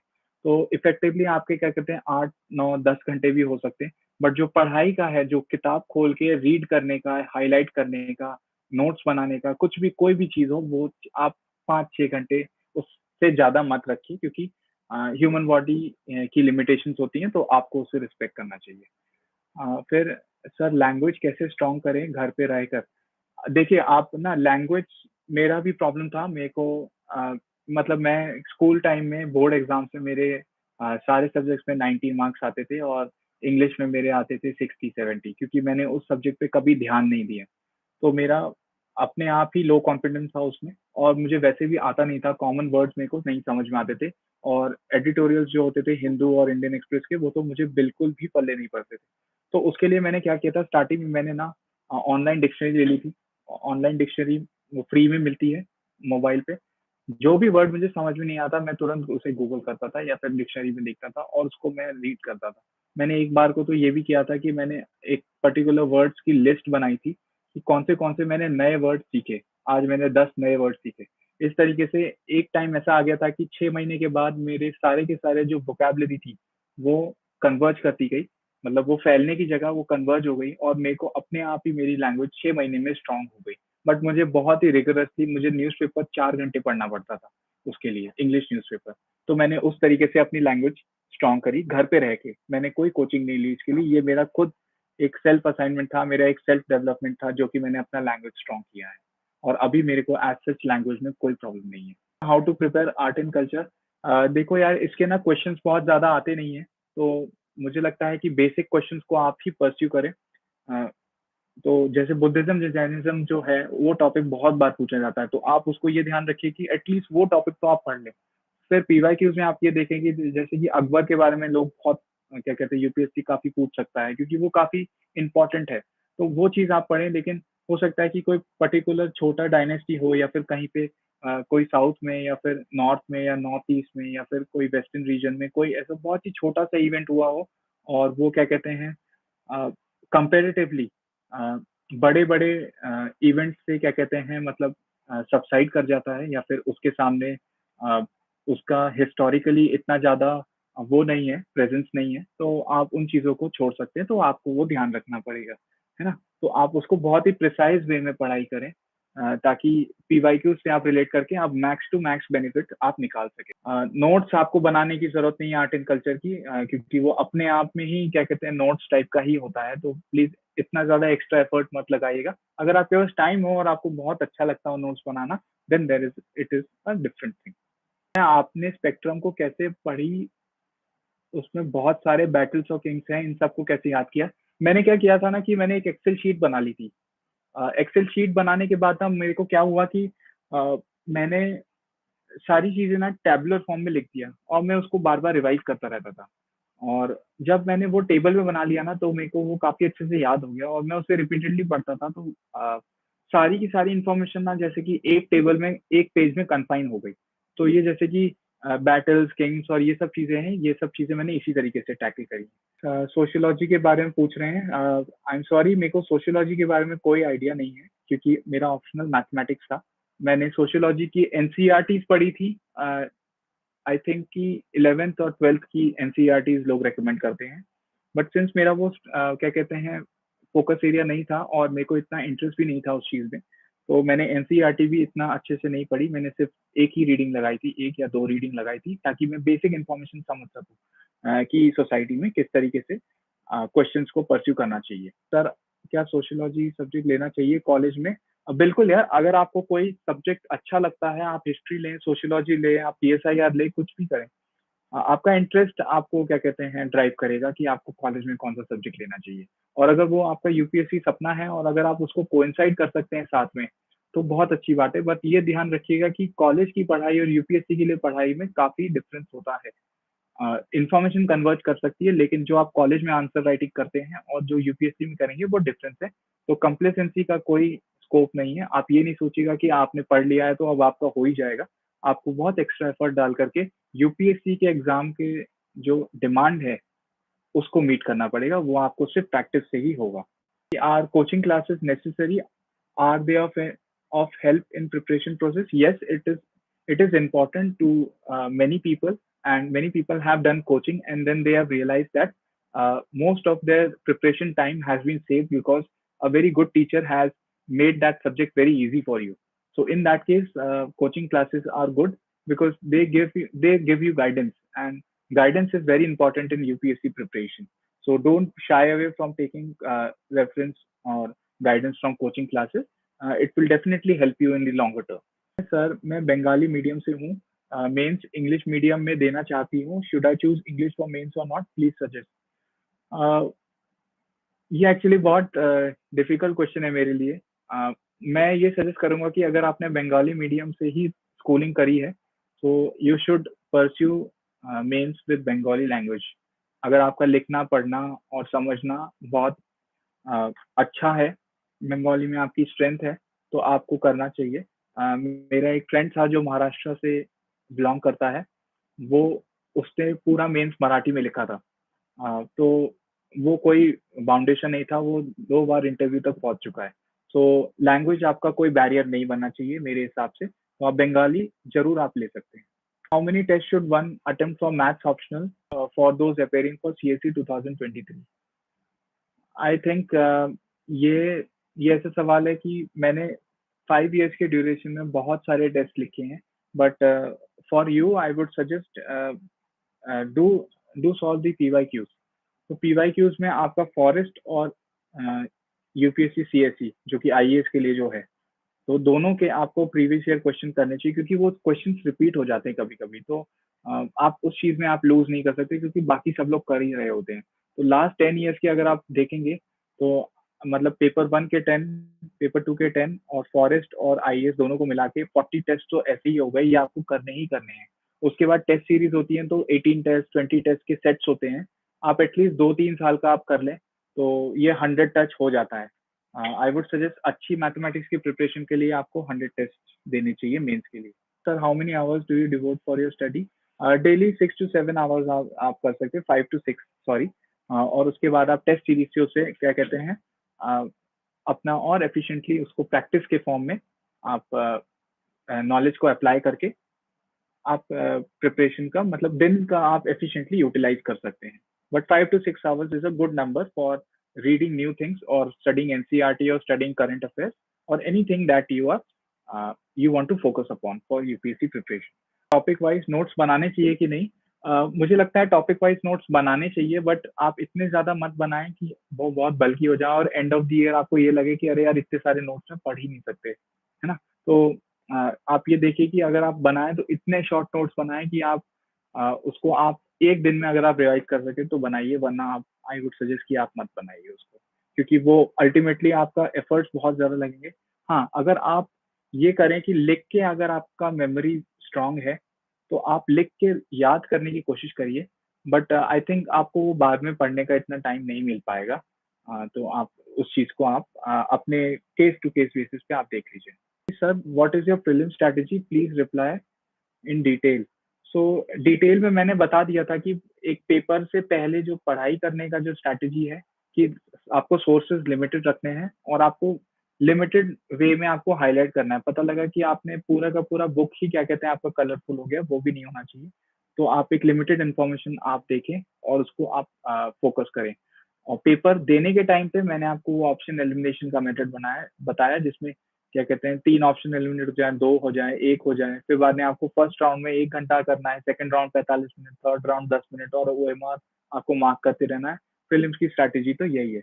सर, कितने साल का करंट अफेयर पढ़ना पड़ेगा? I think 2 2 to 3 years is more than enough. But आप जब प्रिपरेशन कर रहे हैं तो आपका प्रिपरेशन ईयर, उसके बाद एग्जाम के साथ साथ जो मेंस की आप तैयारी कर रहे हैं, आप नेक्स्ट ईयर के करंट अफेयर्स तक भी पहुंच जाते हैं, तो 2 साल आपका ऑटोमेटिकली हो जाता है। उसके साथ साथ अगर आप मंथली करंट अफेयर मैगजीन पढ़ेंगे तो बैकग्राउंड भी देते हैं, तो उससे आपको काफी सालों पीछे का आपको कवर हो जाता है। एटलीस्ट 5 इयर्स का तो कवर हो ही जाएगा। तो आप उसको अच्छे से पढ़ें, बट उसको समय दे के पढ़ें। आप लास्ट के लिए उसको मत बचा के रखिए। जैसे ही महीना खत्म हुआ और 20-25 दिन बाद जैसे कि करंट अफेयर की मैगजीन आए, तो आप प्लीज उसे डिले मत करिएगा। आप उसको नेक्स्ट मंथ के एंड होने से पहले आप उसे खत्म कर दीजिए। न्यूज़पेपर का एनालिसिस यूट्यूब के माध्यम से किया जा सकता है, बिल्कुल किया जा सकता है, करना भी चाहिए। मैंने राव आईएएस का एक वो डेली न्यूज सिंप्लीफाइड टाइप का वो होता है, क्या डीएनएस, तो वो मैं देखता था। उससे मेरे को काफी बहुत ज्यादा इन्फॉर्मेशन मिलती थी, बहुत अच्छे से वो एक्सप्लेन करते थे। हालांकि लिमिटेड नंबर ऑफ इन्फॉर्मेशन करते थे, क्योंकि वो आधे घंटे का वीडियो होता था। आधे घंटे में इतना ज्यादा कवर करना पॉसिबल नहीं है, बट वो इंपॉर्टेंट न्यूज हाईलाइट कर देते थे, जिससे मेरे को काफी कॉन्फिडेंस भी आता था करंट अफेयर्स में। How you schedule your time table regarding UPSC? आप मील्स के बेसिस पे कर सकते हैं, वो सबसे इजीएस्ट है। बट आप अपने आप को बाउंड मत करिए कि आपको पॉलिटी सिर्फ 1 ही घंटा पढ़ना है और आधा घंटा फिर हिस्ट्री पढ़ना है। आपका जब मोमेंटम बन जाए, आपका 6 घंटे का मोमेंटम बन जाए, तो आप 6 घंटे पढ़ाई करिए, बट आप रेस्ट्रिक्ट मत करिए। सिर्फ खाने का ऐसा है कि आपको खाना यूपीएससी की प्रिपरेशन में आपको कभी नहीं छोड़ना है। इसलिए मैं आपको बोल रहा हूँ कि मील्स को आप बहुत सीरियसली लें। आपका हेल्थ बहुत ज्यादा इंपॉर्टेंट है, इसलिए आप उसको बिल्कुल भी लाइटली मत लीजिएगा। और मील्स के बीच में आप अपना पढ़ाई का schedule, static, current affairs, optional, ये 3 चीजों को आप डिवाइड कर सकते हैं। सर, डेली न्यूज़पेपर और मंथली मैगजीन, इन दोनों में से एक कर सकते हैं। आप दोनों कर लीजिए ना। डेली न्यूज़पेपर डेली न्यूज़पेपर तो पढ़ना ही है, उसका कोई ऑल्टरनेटिव नहीं है। उसके साथ आप क्या कहते हैं, कोई डेली कंपाइलेशन की न्यूज जो है आप अगले दिन देख सकते हैं, ताकि आपका पिछले दिन का न्यूज़पेपर रिवाइज हो जाए। और मंथली मैगजीन तो आप मुझे लगता है कि क्योंकि करंट अफेयर्स बहुत इंपॉर्टेंट है यूपीएससी के प्रिपरेशन में, आप मंथली मैगजीन आप प्रेफर करिए, क्योंकि न्यूज़पेपर से इतना ज्यादा रिकलेक्ट करना इतना आसान नहीं होता है। Sir, which coaching did you pick for UPSC? UPSC के लिए मैंने कोई फाउंडेशन कोर्स की कोचिंग नहीं ली थी, बट मेंस डेस्टिनेयर मैंने लिया था, जो कि मेंस की तैयारी करवाता है। वो केएसजी का था प्रोग्राम। तो वो काफ़ी अच्छा प्रोग्राम मेरे को लगा, क्योंकि उसमें वो इन्फॉर्मेशन क्वेश्चन वाइज़ देते हैं। क्वेश्चन वाइज़ देने की वजह से क्या होता था कि मुझे काफ़ी प्रिसाइज़ वे में पता लग जाता था कि यूपीएससी क्या डिमांड करता है, तो आप उसको परस्यू कर सकते हैं। सर करंट अफ़ेयर कहाँ से पढ़ें? करंट अफ़ेयर आप न्यूज़पेपर से तो आप पढ़िए ही, उसके बाद मंथली मैगज़ीन से पढ़ लीजिए। अगर आपको बहुत अच्छा लगता है पढ़ना, तो आप योजना कुरुक्षेत्र देख सकते हैं। बट फ्रैंकली स्पीकिंग मैंने कभी योजना कुरुक्षेत्र नहीं पढ़ा था। करंट अफ़ेयर्स के बहुत सारे मटेरियल हैं, कोई सजेस्ट करिए। देखिए, मैं विज़न आईएएस का पढ़ता था, बट आप उसमें अपने आप को रेस्ट्रिक्ट नहीं करें तो अच्छा है, क्योंकि बहुत सारे डिफरेंट सोर्सेज़ हैं। आप अपने फ्रेंड्स से पूछिए कि वो लोग क्या चीज़ पढ़ते हैं, और कौन-सी चीज़ क्या कहते हैं ट्रेंड में है, तो उस चीज़ को आप परस्यू कर सकते हैं। मेरे टाइम में विज़न आईएएस काफ़ी अच्छा था, और आज भी मतलब क्या कहते हैं, उसका मटेरियल काफ़ी अच्छा होता है, क्योंकि एक बहुत ही अच्छे स्टैंडर्ड में उसने रिलीज़ किया होता है, उसका बहुत कंसिस्टेंसी अच्छी है। गवर्नेंस और सामाजिक न्याय कैसे तैयार करें? ये जो गवर्नेंस वाला टॉपिक है ना, इसकी एक किताब आती है, यही जैसे लक्ष्मीकांत की आती है ना, वही सेम पब्लिशर की एक गवर्नेंस की किताब आती है। तो आप चाहें तो वो पढ़ सकते हैं, बट मैंने वो कभी किताब पढ़ी नहीं है। मैंने करंट अफेयर से ही गवर्नेंस पार्ट कवर करने की कोशिश करी है। 20 days strategy for preliminary exam. Last 20 day में आपको ये करना है कि आप टेस्ट पेपर तो कम से कम सॉल्व करें, क्योंकि परफॉर्मेंस अगर आपकी कम होगी तो आपको कॉन्फिडेंस में भी कमी आएगी। तो आप वो चीज़ मत करिएगा। आप लास्ट 20 डे में ना अपना स्टैटिक पोर्शन और करंट अफेयर रिवाइज़ करिए, और उसको मतलब इतना ज़्यादा ओवरबर्डन मत कर दीजिएगा कि आप एग्ज़ाम तक एग्ज़ॉस्ट हो जाएँ। स्पेशली लास्ट 20 डेज़ में आप ये करिए कि आप बाहर का खाना-पीना बिल्कुल बंद कर दें, क्योंकि आपका अगर आपके हेल्थ पे कोई असर पड़ेगा तो वो फाइनल डे पे आपको प्रॉब्लम दे सकता है। और इसके अलावा आपको क्या कहते हैं, नींद पूरी लेनी है, ताकि आप फुल एनर्जी के साथ आप क्या कहते हैं एग्ज़ाम दे सकें। और इसके साथ-साथ आप क्या कहते हैं, अ, फ्रेंड्स वगैरह के साथ डिस्कस कर सकते हैं, क्या कहते हैं कुछ पर्टिकुलर टॉपिक्स, बट आपको ये ध्यान रखना है कि लास्ट 20 डे के लिए आपको कोई नई चीज़ नहीं पढ़नी है। आपको सिर्फ़ और सिर्फ़ रिवीजन पे ही फ़ोकस करना है। आप स्टैटिक रिवाइज़ करिए, जो कि अ, जैसे पॉलिटी से बहुत सारे सवाल आते हैं, तो आपको उसको पढ़ना चाहिए। हिंदी मीडियम के लिए best current affair source, vision IAS निकालता है हिंदी मीडियम में। दृष्टि भी काफ़ी फ़ेमस है हिंदी मीडियम के बच्चों के लिए, या फिर एस्पिरेंट्स बोला जाए, तो आप उन चीज़ को आप परस्यू कर सकते हैं। स्पेक्ट्रम और लक्ष्मीकांत को कैसे पढ़ें? आप ना उसको ये टारगेट बनाएँ कि आपको लक्ष्मीकांत 10 बार पढ़नी है, स्पेक्ट्रम आपको 10 बार पढ़नी है ना? फर्स्ट फर्स्ट और सेकंड रीडिंग में आप एटलीस्ट ये ना करें कि आप हाइलाइट करें, क्योंकि आप अगर आपने हाइलाइट करना शुरू कर दिया पहले से, आपको लगेगा तो आपका टाइम भी ज़्यादा जाएगा, और आपको लगेगा सब कुछ इम्पोर्टेंट है, तो आपकी बुक बिल्कुल कलरफुल हो जाएगी। वो चीज़ मत करिएगा, क्योंकि फिर आपको फिर उसमें छाँटने में बहुत दिक्कत होगी। Sir, how to evaluate your test at home by yourself? Prelims के लिए तो ऐसा है कि आप ओएमआर चेक करेंगे और सीधे आप आंसर देखेंगे। फिर आप ये देखिए कि आपने कौन-सा ऑप्शन एलिमिनेट किया और कौन-सा आपको करना चाहिए था। क्या आपकी थिंकिंग थी उस क्वेश्चन को अटेम्प्ट करने में, और आपने जब सॉल्यूशन देखा तो वो सॉल्यूशन में एक्चुअली में जो कोर एस्पेक्ट था, वो क्या चीज़ लेके पकड़ना था ताकि आपको राइट आंसर मिल जाए। मेंस के लिए आप घर पे टेस्ट लिख सकते हैं, लेकिन आपको इवैल्यूएट किसी एक्सपर्ट से ही कराना पड़ेगा। तो आपको ये ध्यान रखना है कि आप किसी कोचिंग क्लास या फिर डेली आंसर राइटिंग प्रैक्टिस के कोई प्रोग्राम से इन्वॉल्व हो। एक फोरम आईएएस का ए ए एडब्ल्यूजी कोई प्रोग्राम है, उसको आप ले सकते हैं, वो काफ़ी अच्छा होता है। एडब्ल्यूएफजी आई थिंक, फोरम आईएएस का। तो वो अच्छा है, मैंने वो किया था, बट इतना रेगुलरली कर नहीं पाया था। बट वो भी काफ़ी अच्छा सोर्स होता है इवैल्यूएशन के लिए। Sir, how to evaluate answer and how to prepare for prelims for ancient and medieval history? देखिए, मिडिएवल और एंशिएंट के लिए आप एनसीईआरटी पढ़ लीजिए, जो कि ओल्ड एनसीईआरटी है। उसके अलावा आप आर्ट एंड कल्चर के क्या कहते हैं 11th की टेक्स्ट बुक पढ़ सकते हैं, और नितिन सिंघानिया से आप मतलब क्या कहते हैं, आर्ट एंड कल्चर का आप पढ़ सकते हैं। मिडिएवल और एंशिएंट में यही चीज़ें पूछते हैं। बाकी डायनेस्टीज़ और इंडस वैली सिविलाइजेशन, ये सारी चीज़ें जो हैं, ये आपकी तो बेसिक्स हैं ही। अ, आपको ये ध्यान रखना है कि आप बहुत ज़्यादा इतना ज़्यादा एफर्ट ना लगाएँ कि आप बहुत डिटेल में पढ़ने लग जाएँ। क्योंकि अगर कोई बहुत ही डीप में क्वेश्चन पूछा होगा, तो वो वैसे भी मतलब अटेम्प्ट करना बहुत डिफ़िकल्ट है इन एग्ज़ाम। तो आप ये करिए कि आपको रादर देन 1-2 क्वेश्चन के लिए आप इतना डिटेल में पढ़ें, इससे अच्छा आप बेसिकली सिर्फ एनसीईआरटीज़ पढ़ें और उस चीज़ को भूल जाइए कि क्वेश्चन हिट होंगे कि नहीं होंगे एग्ज़ाम में, बिकॉज़ वो चीज़ आपके कंट्रोल में नहीं है, आपके कंट्रोल में है कि आप बेसिक इन्फॉर्मेशन वाले क्वेश्चन एटलीस्ट गलत ना करें। ऑप्शनल कैसे चूज़ करें? देखिए, आप ना प्रीवियस ईयर क्वेश्चन देखिए, उसके बाद आप सिलेबस देखिए और उसके बाद आप सोर्सेज़ देखिए, sources in the sense coaching class और नोट्स। अगर आपकी ये 3 चीज़ें अगर आपकी अलाइन करती हैं, सबसे ज़्यादा अगर आपने किसी सारे ऑप्शन को 6-7 ऑप्शन से आपको चूज़ करना है, तो आप उसको पॉइंट्स दीजिए कि इसका ये चीज़ स्ट्रॉन्ग है, इसका रिसोर्सेज़ अच्छे हैं, इसके टीचर्स अच्छे हैं, इसके नोट्स अच्छे हैं। तो उस तरीके से आप उसको करें और फिर बाद में उसको वेटेज दे करके जो सबसे ज़्यादा आपको फ़ेवरेबल लगे आपके कंडीशन में या कॉलेज के क्या कहते हैं सब्जेक्ट से कुछ मैच करता हो, तो आप उस चीज़ को चूज़ करें। Can I take UPSC preparation with my higher studies? Yes, you can take it, but do it slowly. Uh, in the first, second, and third year, if you are an engineer, don't go for UPSC preparation because it would overburden you in terms of UPSC preparation as well as the curriculum that you have to complete in your college. See, graduation is very important, and without a graduation degree, you cannot give UPSC. So take care about that. And also, if you don't get good grades in higher studies, then it might affect your profile. That why didn't you study well during your college time? So it reflects upon your sincerity. So take care about that. That everything is important based on time. So at one point of time during higher studies, your college is very important. So take care about that. Sir, please give me book list. Book list pre and mains. I think book list मैंने बता दी है। मैं बहुत short में ही बताऊंगा। Geography की मैंने NCERTs पढ़ी थी। हिस्ट्री के लिए मैंने स्पेक्ट्रम और ओल्ड एनसीईआरटीज को फॉलो किया था। आर्ट एंड कल्चर भी उसमें इंक्लूडेड है।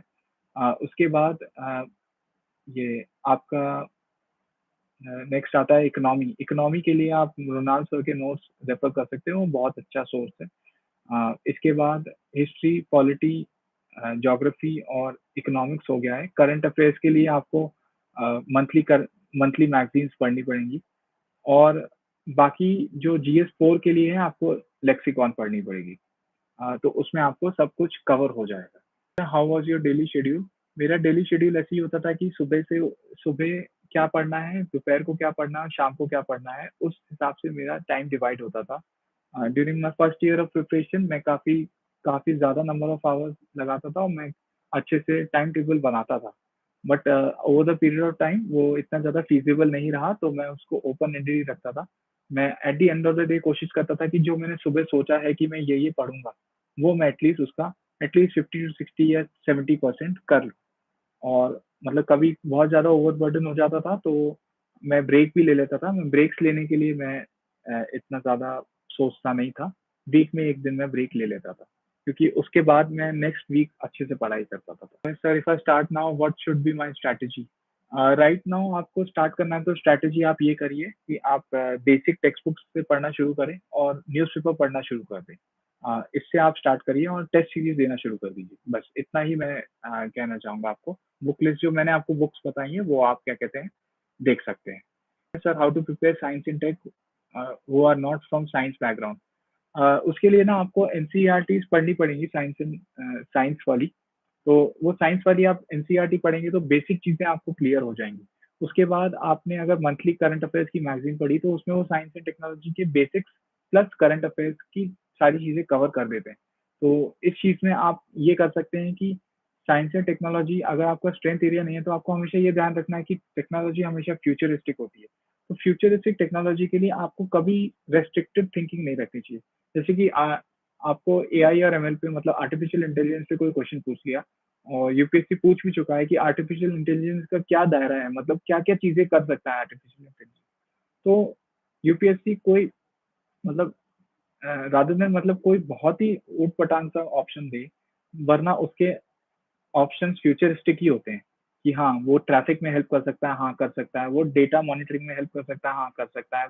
वो लॉ और क्या कहते हैं जस्टिस सिस्टम में हेल्प कर सकता है, हाँ, डेफिनिटली कर सकता है। तो आप साइंस एंड टेक्नोलॉजी के क्वेश्चन में ओपन माइंड रखें कि हाँ, टेक्नोलॉजी हर चीज़ में छूती है और क्या-क्या चीज़ में कर सकती है, क्या इम्प्रूवमेंट ला सकती है, उसको आप सोच करके साइंस एंड टेक के क्वेश्चन ईज़िली कर सकते हैं। उसमें आपको एज सच टेक्निकल नॉलेज की इतनी ज़्यादा ज़रूरत नहीं है। आप प्रीवियस ईयर क्वेश्चन देखिए, आपको ट्रेंड पता लग जाएगा। Please share your golden tips. देखो यार, गोल्डन टिप्स जैसा कुछ नहीं है। मेरा स्ट्रैटेजी ये था कि मुझे मैथमेटिक्स में अच्छा परफ़ॉर्म करना है और जनरल स्टडीज़ में मेरे को बेटर देन एवरेज आंसर्स लिखने हैं। उसके साथ-साथ मैंने जब इतने सारे अटेम्प्ट दिए तो मेरे को धीरे-धीरे ये समझ में आया कि अगर मैं सीखने का एटीट्यूड रखूँगा तो मेरा ही उसमें फ़ायदा है। तो आप हमेशा ये याद रखिए कि आपको हमेशा एक स्टूडेंट बन के रहना है। Not not only during UPSC preparation but also after service, जब आप सिलेक्ट हो जाएँगे। तो यही आई थिंक यही गोल्डन टिप है, यही सीक्रेट है कि आप हमेशा सीखते रहें ताकि आपको कभी कोई नई चीज़ सीखने का मौका मिले तो आप पीछे नहीं हटें, बल्कि आप उसे सीख के परस्यू करके फिर उसे अपने परफ़ॉर्मेंस में और इम्प्रूवमेंट लाने में आप उसको इस्तेमाल करें। सर रिवाइज़ कैसे करें? रिवाइज़ करने का सिर्फ़ एक ही तरीका है कि आप रिपीटेडली वो सेम चीज़ बार-बार पढ़ें। जैसे लक्ष्मीकांत आप 20 बार पढ़ लें, तो यही आपका रिवीज़न होगा। फिर उससे बेटर रिवीज़न मैंने आज तक नहीं देखा है। मतलब मेरे लिए। आप भी ट्राई कर सकते हैं और कोई और स्ट्रैटेजी हो आपको तो that is a different thing. Like लोग वीकली, मंथली और 6 मंथ्स, 3 मंथ्स इस टाइप के बेसिस पे भी रिवाइज़ करते हैं। मैं कहता हूँ कि आप उसे सिंपल रखिए। मंथ के एंड में आप ब्रेक ले लीजिए, ब्रेक के साथ-साथ आप रिवाइज़ कर लीजिए। सर मेंस के लिए कोचिंग नोट्स इनफ हैं? अ, हाँ, कोचिंग नोट्स इनफ हो सकते हैं, बट आपके अगर नोट्स पुराने होंगे तो हो सकता है कि वो आपको कहीं पे पिंच करे। तो आप ये देखिए कि आपके नोट्स अप टू डेट हों। अगर आप उससे फ्रेंड से अपनी हेल्प ले सकें, बिल्कुल फ्रेश नोट्स लेने के लिए, तो आप वो प्रेफ़र करें, I would say that. But पुराने 2-3 साल या फिर कहीं से इंटरनेट से नोट्स मिले हुए हों, वो वाली चीज़ आप मत करिए, क्योंकि वो पुराने होते हैं और उसमें काफ़ी सारी इन्फॉर्मेशन मिसिंग होती है। सर यूपीएससी का सिलेबस एवरी ईयर चेंज होता है क्या? नहीं यार, मैंने आज तक तो अभी तक तो नहीं देखा कि यूपीएससी का सिलेबस चेंज होता है और आई थिंक आगे भी नहीं होना चाहिए, होपफुली। प्रीलिम्स कैसे क्वालिफ़ाई करूँ? प्रीलिम्स क्वालिफ़ाई करने के लिए आपको ये ध्यान रखना है कि नॉलेज तो इम्पोर्टेंट है, बट कैसे आप पेपर अटेम्प्ट करते हैं वो उससे भी ज़्यादा इम्पोर्टेंट है। मैंने जो स्ट्रैटेजी बताई कि आपको पहले 3 ऑप्शन एलिमिनेट करना आना चाहिए, 3 नहीं हुए तो 2 एलिमिनेट करें, 2 नहीं हुए तो 1 करें और हो सकता है आपके एक भी ऑप्शन एलिमिनेट नहीं हो और कुछ क्वेश्चन्स ऐसे होते हैं जो आपको बिल्कुल भी अटेम्प्ट नहीं करने हैं, इसके बारे में आपको कोई क्लू नहीं है। आपको ये ध्यान रखना है कि आपको नंबर ऑफ अटेम्प्ट्स लिमिटेड रखने हैं, जैसे कि 70-75 क्वेश्चन्स आपने अटेम्प्ट करें, आपको सिर्फ़ और सिर्फ 50% मार्क्स लाने हैं, तो आप ये ध्यान रखिए कि आप लालच ना करें, है ना? और इसी दम पे मेरा मतलब 2018 में प्रीलिम्स नहीं निकला था क्योंकि मैंने बहुत ज़्यादा लालच करके बहुत सारे क्वेश्चन अटेम्प्ट कर लिए थे और 2019 में मैं बहुत ही सुलझे हुए तरीके से मैंने इसी स्ट्रैटेजी को अप्लाई किया था। तो 2018 में मेरे 60 नंबर आए थे जो कि कट ऑफ से 30 मार्क नीचे था और 2019 में मेरे 110 नंबर आए थे जो जनरल के कट ऑफ से 20 मार्क ऊपर था। तो आप ये देख लीजिए कि आपको किस तरीके से देखना है। आंसर राइटिंग को कैसे बिगिन करें फॉर फ्रेशर्स? आप ये करिए कि आप डेली आंसर राइटिंग, जैसे आईएएस बाबा टीएलपी का एक प्रोग्राम होता है, तो वो क्वेश्चंस पुट करता है। अब क्वेश्चंस पुट करने के बाद उसमें वो मॉडल सॉल्यूशंस भी शायद देता है, तो आप उनको टाइम लिमिट के अंडर लिख सकते हैं। स्टार्टिंग के लिए आप टाइम लिमिट को छोड़ भी सकते हैं, बट आई वुड सजेस्ट कि आप अगर ये टाइम लिमिट के बिना कर रहे हैं, तो आप 1-2 महीने करिए, उससे ज़्यादा मत करिए। और अगर आप प्रीलिम्स और मेंस के बीच में अगर आंसर राइटिंग कर रहे हैं, तो आपको ये बहुत इम्पोर्टेंस देनी चाहिए कि टाइम लिमिट में आप आंसर करें ताकि आपको जो सामने सजेशंस मिले, वो मीनिंगफुल मिले। अगर आपने एक क्वेश्चन अगर 7 मिनट में कंप्लीट करना हो, अगर आपने उसको 15 मिनट में कंप्लीट करके दिया, तो नेचुरली सामने चेक करने वाला इतनी गलतियाँ नहीं निकाल पाएगा आपके लिए। तो वो आपका ही नुकसान है क्योंकि रियल एग्ज़ाम में जो होने वाला है, अगर आप उसे एमुलेट नहीं करेंगे और उससे टिप्स नहीं लेंगे, तो आपको बहुत नुकसान हो सकता है। If you could go back to the time when you started your preparation, what would do clear in first attempt? यार देखो, फर्स्ट अटेम्प्ट क्या है कि एक तो बैकग्राउंड होना चाहिए। अगर आपने कई सालों से पढ़ाई करी है तो ही क्या कहते हैं फर्स्ट अटेम्प्ट में आपका काफ़ी अच्छा चांस होता है। दूसरा क्या है कि आपके जो सब्जेक्ट्स आपने लिए हैं, जो आपने ऑप्शनल सब्जेक्ट लिया है, वो कितना स्ट्रेंथ है आपका, उसमें बहुत डिपेंड करता है कि आप उसमें कितने नंबर लेके आते हैं। तो फर्स्ट अटेम्प्ट में क्लियर करने के लिए आई वुड सजेस्ट कि गाइडेंस आपको लेना बहुत ज़रूरी है। अच्छी गाइडेंस लें, अच्छी जगह से, अच्छे टीचर्स से आप सीखें, अच्छा पीयर ग्रुप बनाएँ, तो आपका फर्स्ट अटेम्प्ट में डेफ़िनिटली हो सकता है। लोग 1 साल की प्रिपरेशन में भी निकालते हैं, मैंने देखा है, मेरे खुद के कॉलेज से काफ़ी सारे टॉपर्स हैं और फर्स्ट अटेम्प्ट में कर सकते हैं। मेरे को टाइम इसलिए लग गया क्योंकि मेरा ऑप्शनल मैं अच्छे से नहीं कर पा रहा था 2 साल से और जिस साल मैंने ऑप्शनल अच्छे से किया, उस साल मेरा सिलेक्शन हो गया डायरेक्टली। सो ये था मेरे बारे में। मतलब एंग्ज़ायटी होती है कि नहीं निकला तो क्या होगा? तो आप ये देखिए कि आपको समझ में आ जाएगा कि आपकी प्रिपरेशन किस लेवल पे है जब आप टेस्ट सीरीज़ देंगे। जब आप टेस्ट सीरीज़ देते रहेंगे तो आपको पता लगेगा कि हाँ, आपके कितने नंबर आ रहे हैं, आपके कंपैरिज़न में अपने फ्रेंड्स के कंपैरिज़न में कैसे नंबर आ रहे हैं। तो आपको एक रफ़ आइडिया लग जाएगा कि हाँ, आपको कितने प्रिपरेशन को कितना स्ट्रेंथन अप करना होगा। उससे आपको ये पता लगेगा कि आपका हो सकता है कि नहीं हो सकता। पहले आप वो स्टेप देखिए। आप आप आखिरी दिन का टेंशन पहले दिन पे मत लीजिए। आप तैयारी करिए, शुरू करिए, प्रैक्टिस करिए, प्रैक्टिस करने के बाद फिर लोगों से सीखिए, मेंटरिंग लीजिए और फिर बाद में आप फेलियर के बारे में मत सोचिए क्योंकि अगर आप सपना देखते हैं तो उसको पूरा करने के लिए आपको मेहनत करनी पड़ेगी और अगर आपने डर डर आपके अंदर आप ले आए, तो आपका परफॉर्मेंस उसमें ड्रॉप होगा। तो आप उस चीज़ को अवॉइड करें। मेंस के लिए कोचिंग नोट्स इनफ तो नहीं है क्योंकि कुछ भी पूछा जा सकता है बट आप एटलीस्ट कोचिंग के नोट्स अच्छे से पढ़ें। और उसके बाद अगर आपको कोई इन्फॉर्मेशन जो मेंस के सिलेबस से अगर आपको कुछ बचता है तो आप उसको देख लीजिए। अलग से गूगल सर्च करके देख लीजिए। Sir how much marks did you get in your optional? मुझे इस साल 297 मिले out of 500। Sir how to prepare notes? आप नोट्स ना ऑनलाइन ऑफलाइन में किसमें करना है वो आप पे डिपेंड करता है। ऑफलाइन में ऐसा होता है कि आपको एडिट करने के लिए बहुत दिक्कत होती है। आप ऑनलाइन बना सकते हैं। आई वुड सजेस्ट कि ऑनलाइन बनाएं अगर आपके पास रिसोर्सेज हैं तो। Is coaching classes compulsory for mains? No no definitely not. Coaching class compulsory नहीं है बट सिंस इतना कम टाइम होता है और इतना हाई कंपटीशन है तो आप गाइडेंस लेने से कभी शर्माइएगा नहीं। Sir UPSC CSC focus areas? UPSC CSC focus areas यार उसको सिंपल करें तो करंट अफेयर्स, स्टैटिक और ऑप्शनल ये 3 फोकस एरियाज हैं। उसमें भी आप ये देखें कि आपको रादर देन आप क्या पढ़ रहे हैं, आपको ये आना चाहिए कि आप इन्फॉर्मेशन कैसे छाँट रहे हैं। आपको क्या-क्या चीज़ें एलिमिनेट करनी है कि हाँ, ये चीज़ तो बिल्कुल नहीं पढ़नी, वो चीज़ बिल्कुल नहीं पढ़नी, ये किताब से ये चीज़ बिल्कुल भी नहीं आ सकती है। ये चीज़ आपको स्मार्ट प्रिपरेशन करनी पड़ेगी। ये फ़ोकस एरियाज़ आपका रहना चाहिए। आप सब कुछ नहीं पढ़ सकते, तो आपको लिमिटेड पढ़ना होगा बट क्वालिटी पढ़ना होगा। उसके बाद आपका रिविज़न बहुत ज़रूरी है, उसके लिए रिपीटेड स्टडी आपको करना ज़रूरी है।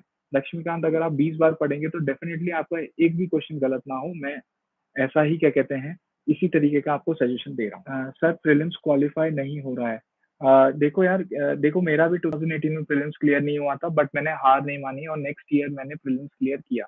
मैंने और जम के मेहनत करी और आप देख सकते हैं कि अब मेरे को अपनी डिज़ायर्ड सर्विस मिल रही है। सो आपको कभी हार नहीं माननी चाहिए क्योंकि अपने सपनों को पूरा करने के लिए फाइट करना पड़ता है ना? और प्रीलिम्स एक आपका हर्डल है आपके और आपके सपने के बीच में और सीरियस कैंडिडेट्स का होता है। आप बिल्कुल भी ये नहीं सोचिए कि नहीं हुआ तो क्या होगा? आप कोशिश करते रहिए और अगर आपको लगता है कि ये चीज़ डिफ़िकल्ट हो रही है, आपके नंबर ऑफ अटेम्प्ट्स ज़्यादा हो रहे हैं, तो आप फिर स्टेट सर्विसेज़ और बाकी एग्ज़ाम्स में भी आप फ़ोकस करना शुरू कर सकते हैं। ताकि आपको एटलीस्ट वहाँ से आपकी जब रिज़ल्ट्स आएँ, तो आपको एक कॉन्फिडेंस बूस्ट मिले और आप फिर यूपीएससी में और अच्छे से परफ़ॉर्म कर पाएँ। तो ऐसे राइटिंग के लिए सजेस्ट कीजिए। ऐसे राइटिंग के लिए ना आपको ये करना होगा कि आप प्रीवियस ईयर टॉपर्स के ना ऐसे राइटिंग के वीडियोज़ देखें। तो कैसे इम्प्रूव करते हैं, किस तरीके से उसका फॉर्मेट रहना चाहिए एसे का, क्या किस किस तरीके के लैंग्वेज में लिखना चाहिए, कैसे डायमेंशंस को एक्सप्लोर करना है, ये सारी चीज़ें आपको सीखनी पड़ेंगी, ये आपको प्रैक्टिस से आएँगी और आई थिंक इस चीज़ के लिए मेंटरिंग लेना वर्थ है। आप ऑनलाइन मेंटरिंग भी ले सकते हैं, ऑफलाइन भी ले सकते हैं और आप टॉपर वीडियो देख कर के समझ सकते हैं क्योंकि ऐसे में है आपका लीस्ट एफर्ट है और हाईएस्ट बेनिफिट है, तो आप उस पेपर को बिल्कुल भी लाइटली मत लीजिएगा। प्री में आपके कितने मार्क्स थे? जैसे कि मैंने बताया था 2018 में मेरे 60 मार्क्स थे जो कि कट ऑफ से काफ़ी नीचे थे और 2019 में मेरे 110 नंबर थे जो कि जनरल की कट ऑफ से काफ़ी ऊपर था। तो इस तरीके के रेंज में मेरे नंबर रहते थे। Sir UPSC PYQ analysis PYQ analysis मतलब आप शायद ये पूछ रहे हैं कि पीवाईक्यू एनालिसिस कितना इंपॉर्टेंट है या खुद करना चाहिए या कोचिंग क्लासेस के रिसोर्सेज लेने चाहिए? आपको जो ईज़ी पड़ता है आप वो करिए।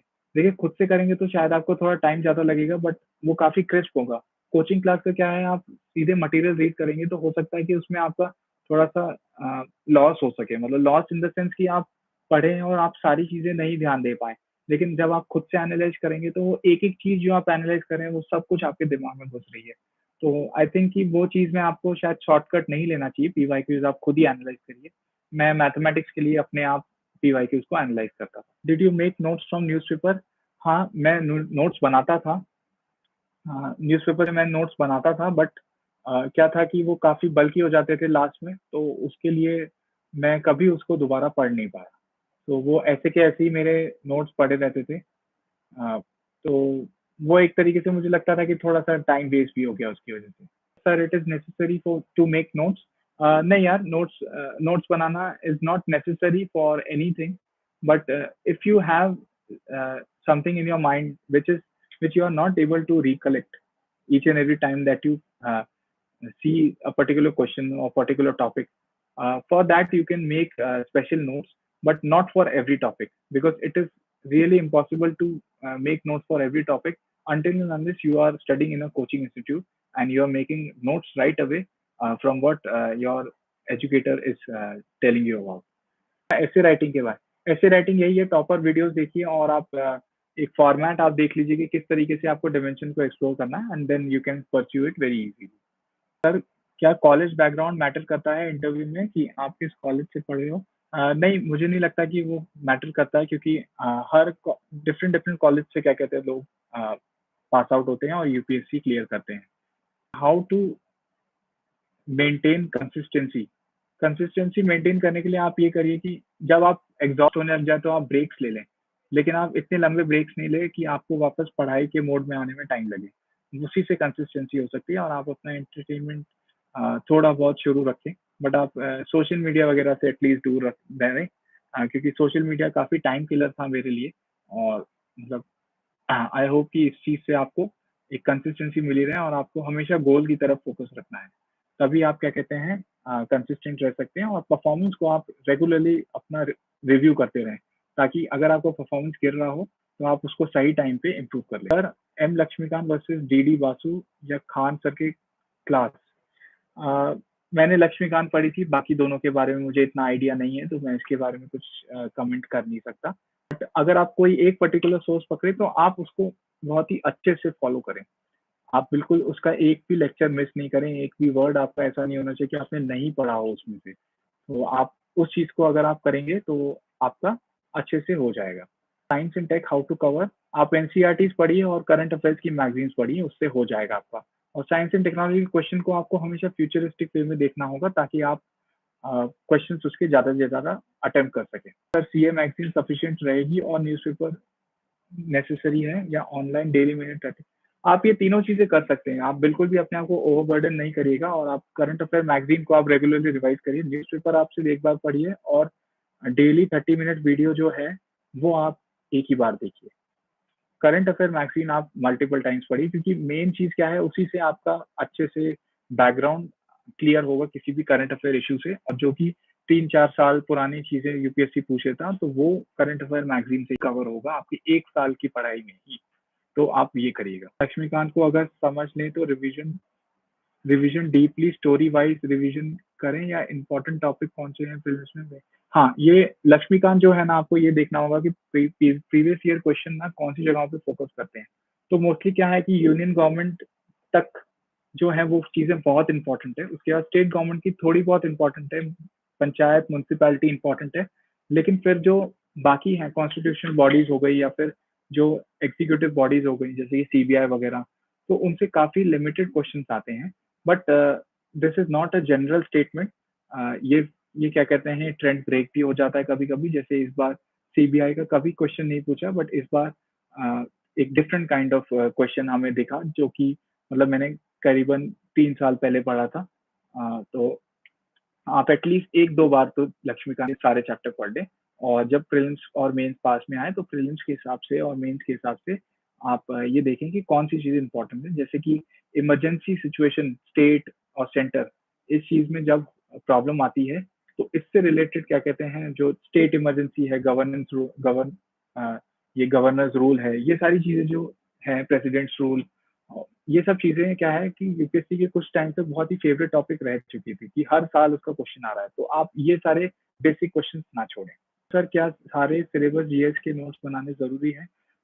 देखिए, अगर आप कोचिंग में पढ़ रहे हैं तो आपके नोट्स वो अपने आप बना देते हैं, और नोट्स आप ना बनाएं, क्योंकि वो बहुत ज़्यादा बल्कि हो जाएंगे और आपको बहुत ज़्यादा एफर्ट लगेगा। इससे अच्छा आप कोई पर्टिकुलर सोर्स आप क्या कहते हैं मार्केट से या फिर कई कोई बुक है उससे उससे आप क्या कहते हैं फॉलो कर सकते हैं, ताकि आपका नोट्स बनाने का एफर्ट कम हो जाए और आप जो एक्चुअल चीज़ है, जो आपको स्टडी करना है, आपको जो पढ़ाई करनी है, आपको नॉलेज गेन करना है, आप उस पे ज़्यादा से ज़्यादा फोकस करें। Sir, how to overcome the fear? यार, फियर को टैकल करने के लिए एक ही चीज़ है कि ये जो इतना कॉम्पिटिशन होता है, इतने फेलियर्स हैं, इन सब चीज़ों से आप दूर रहें, आप नॉइज़ से दूर रहें, आप अच्छी जगह से गाइडेंस लें, आप अपना प्रिपेयर करते रहें और कभी भी डिसहार्टेन हो तो आप अपने फैमिली मेंबर्स या फ्रेंड्स से अपनी प्रॉब्लम डिस्कस कर सकें, है ना? आप आइसोलेटेड वे में मत रहिएगा, है ना? तो उससे क्या है कि अगर आप अपने किसी फ्रेंड से बात करेंगे तो जितना फ़ियर आपको होगा उतना ही आपके फ्रेंड को भी क्या कहते हैं फ़ियर हो सकता है प्रीलिम्स या मेंस या इंटरव्यू किसी भी एग्ज़ाम के लिए। तो उससे आपको शायद आपका मन हल्का होगा कि हाँ, आप अकेले नहीं हैं, सबको क्या कहते हैं डर लगता है, थोड़ा डर होना ज़रूरी भी है, क्योंकि डर नहीं होगा तो हम लोग पढ़ाई नहीं करेंगे। सेम चीज़ मेरे साथ भी लागू होती है। मेरे पास कोई गाइडेंस एंड ग्रुप भी नहीं है sir, please can you help me sir? हाँ, तो गाइडेंस और ग्रुप नहीं है, इसका एक बहुत अच्छा तरीका है कि यूट्यूब पे टॉपर वीडियोज़ होते हैं। तो आपके बैकग्राउंड से रिलेटेड कोई अगर टॉपर है, तो आप उनकी स्ट्रैटेजी देखिए कि उन्होंने कैसे किया। तो यहाँ से आपको मिल जाएगी क्या कहते हैं स्ट्रैटेजी। और ग्रुप के लिए आपको क्या करना पड़ेगा कि देखिए, प्रीलिम्स और मेंस के लिए आपको ग्रुप की ज़रूरत नहीं है। इंटरव्यू के लिए आपको ग्रुप की ज़रूरत है। आई होप कि आपका इंटरव्यू तक हो, उसके बाद वो एक अलग इक्वेशन बननी शुरू हो जाती है डिफरेंट एस्पिरेंट्स के साथ। आपको क्या कहते हैं डिफरेंट रिसोर्सेज़ भी आपको हेल्प करेंगे, आपको मेंटर्स भी होंगे जो आपको more than willingness to help you, है ना? They will be more than to help you.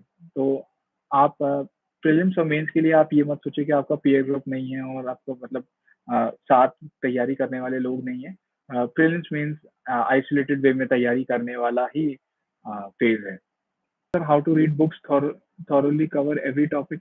नहीं यार, we don't have to cover each and every topic uh, because we have to summarize things, summarize the topics that are favorite for UPSC and which are relevant for particular year's exam. So in that case, every topic, every chapter, every word is not important. Once you have to once read it so that you are not means you're not away from those basic information that people might be having who are in competition with you. So, so just pick those important topics, and for other topics, you just have to read it once or twice, so that you just get the confidence that you have studied about it, and you have that basic information to at least not get scared by any particular question that you might be facing during your examination. I am a beginner and wants to prepare by self-study. What are the basic things that I should start with? You should start with newspaper reading. Then you should start with NCERTs, and you have to choose your optional very wisely because resources are very important because you are saying that you are not pursuing any coaching. So in that case, resources are very important. You have to see that what all resources are available for a particular option. Sir, how to stay consistent every day? Every day ऐसा है कि आप इतना ज़्यादा overburden नहीं करें अपने आप को. Don't overburden yourself. Take take small steps. Small steps will take you to great heights. Okay, don't climb the ladder too fast within a particular small time frame and then get exhausted close to the exam. So that is not a good strategy. Be consistent in the way that take smaller steps, set smaller goals for every day, week, month, so that your preparation is under your control and not under your uh, stress. Means your stress should not control your preparation, but your mental peace and calmness should control your preparation strategy. So how many hours did you devote for study? I think 5 to 6 hours is a good number. And after that, to supplement the rest of the day, you can do test series. In that, we cannot call solving test series as number of hours which we count in a day. तैयारी के time cricket देखे या ना, आप देखते थे? यार, थोड़ा बहुत तो क्रिकेट सब देखते हैं, तो मैं देखता था, बट मेरे को एज सच क्रिकेट में इतना ज़्यादा इंटरेस्ट नहीं था। बट एक स्पोर्ट एक अच्छा वे है आपका स्ट्रेस बस्टर के लिए, बिकॉज़ स्पोर्ट्स आपको सिर्फ एंटरटेनमेंट नहीं देता, आपको बहुत कुछ सिखाता है कि बहुत बड़े-बड़े प्लेयर्स भी क्या कहते हैं एंड में जाके हार जाते हैं। लेकिन वो हार जाते हैं, लेकिन हार नहीं मानते, क्योंकि वो नेक्स्ट ईयर फिर से क्या कहते हैं नेक्स्ट टूर्नामेंट के लिए प्रिपेयर करते हैं, और नेक्स्ट टेस्ट या फिर कोई क्या कहते हैं आपको कोई चैलेंज हो या फिर कोई टीम हो जिससे हार गए हैं, उसको अगली बार हराने के लिए उनको और मोटिवेशन स्ट्रॉन्ग करते हैं, वो अपनी स्ट्रैटेजी चेंज करते हैं, अपनी टीम चेंज करते हैं। तो हमें भी क्या करना है, हमारे पास जो रिसोर्सेज हैं वो सब चीज़ों पे हमें फोकस करके हमें एक स्पोर्टिंग बिहेवियर रख के हमें पढ़ाई करनी चाहिए। तो सर यूपीएससी 2023 एग्जाम की तैयारी के लिए सही टाइम है, कौन से मंथ से शुरू करें? आप कल से ही शुरू कर दीजिए। अगर 2023 का एग्जाम आपको देना है, आप कल से ही शुरू कर दीजिए। How to prepare for CSAT, any YouTube channel you want to suggest? यार मैंने सीसैट का कुछ कभी कोचिंग करा नहीं। मैंने गिनती के क्या कहते हैं 7-8 टेस्ट दिए होंगे पूरे 5 साल के प्रिपरेशन में, क्योंकि सीसैट मेरा इतना बड़ा प्रॉब्लम नहीं था। मेरी स्ट्रैटेजी थी कि मैं मैथ्स और लॉजिकल रीजनिंग ही अटेम्प्ट करता था। वो 50 क्वेश्चन में मेरे को बस सिर्फ 66.66 मार्क्स लेके आने थे, दैट्स इट। मुझे मुझे कोई क्या कहते हैं मतलब उस पर्टिकुलर पेपर में मुझे टॉपर नहीं बनना था, ना ही मेरे को कुछ प्रूव करना था किसी को, तो मैं उसे उतना ही इम्पोर्टेंस देता था जितना उसको रिक्वायर्ड था। टेलीग्राम चैनल का नेम टेलीग्राम चैनल का नेम मेरा मेरे नाम से ही है, और मैंने मैथमेटिक्स ऑप्शनल उसको साथ में लिखा हुआ है, बिकॉज मेरा फोकस एरिया उसी तरफ है। बट जीएस के लिए भी I will start uploading my notes and my short notes, whatever I have prepared during the duration of my 5 years preparation. Sir, please share your Instagram account link. Instagram account link. Uh, you can you can search my name. Uh, तो Instagram में मेरा सुविज्ञ चंद्रा ही है, simple यही मेरा user name है। तो आप easily आप मेरा इंस्टाग्राम अकाउंट देख सकते हैं, बट उसमें मैं कुछ पढ़ाई से रिलेटेड कुछ नहीं डालता, तो please stay away from social media, क्योंकि इस टाइम पे आपका सबसे ज्यादा इम्पोर्टेंट टाइम पे पढ़ाई करने का, और सोशल मीडिया कभी कभी आपका जरूरत से ज्यादा टाइम ले सकता है, और वो आपका एफर्ट वर्सेस बेनिफिट का पूरा इक्वेशन खराब भी कर सकता है। तो टेक केयर। हिंदी मीडियम के लिए बेस्ट करंट अफेयर सोर्स, यार दृष्टि और विजन ही सुना है मैंने। I don't have much idea about those things. Sir आपको कौन सी पोस्ट मिली? पोस्ट मुझे नहीं मिली है, मैं अभी ट्रेनिंग के लिए फाउंडेशन कोर्स ज्वाइन करूंगा लवासना में, मसूरी में।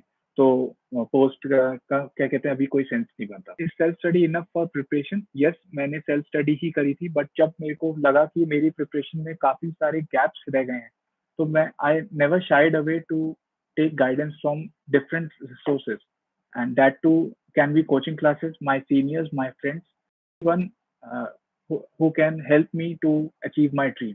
So yes, self study plus filling the gaps using the resources that are available in the market. That was my strategy. The prelims के लिए अलग क्या करना होगा? I think this is the question. Prelims के लिए कुछ अलग नहीं करना होगा। प्रीलिम्स के लिए आपको सिर्फ कंसिस्टेंसी मेंटेन करनी है, आपको 1 ईयर तक आपको सस्टेन करना है, इन्फॉर्मेशन लेते रहनी है, और आपका पेपर अटेम्प्टिंग स्ट्रैटेजी आपका बहुत ही रॉबस्ट होना चाहिए। उसके लिए आपको जैसे क्या कहते हैं एलिमिनेशन मेथड में आपको 3 option eliminate, 2 option eliminate, 1 option eliminate, इसका आपको इतनी बढ़िया प्रैक्टिस हो जानी चाहिए कि आप सवाल देख के ही आप सॉल्व करना शुरू कर दें। इस तरीके से होना चाहिए। कौन से मंथ से तैयारी करनी चाहिए 2023 के लिए? I think right away. There is मतलब कभी भी क्या कहते हैं आप तैयारी शुरू करें तो वो लेट भी नहीं होता और जल्दी भी नहीं होता है। आपका सपना है और तो आपको जल्दी से जल्दी अचीव करना है, तो start right away. How to relate current affairs to syllabus?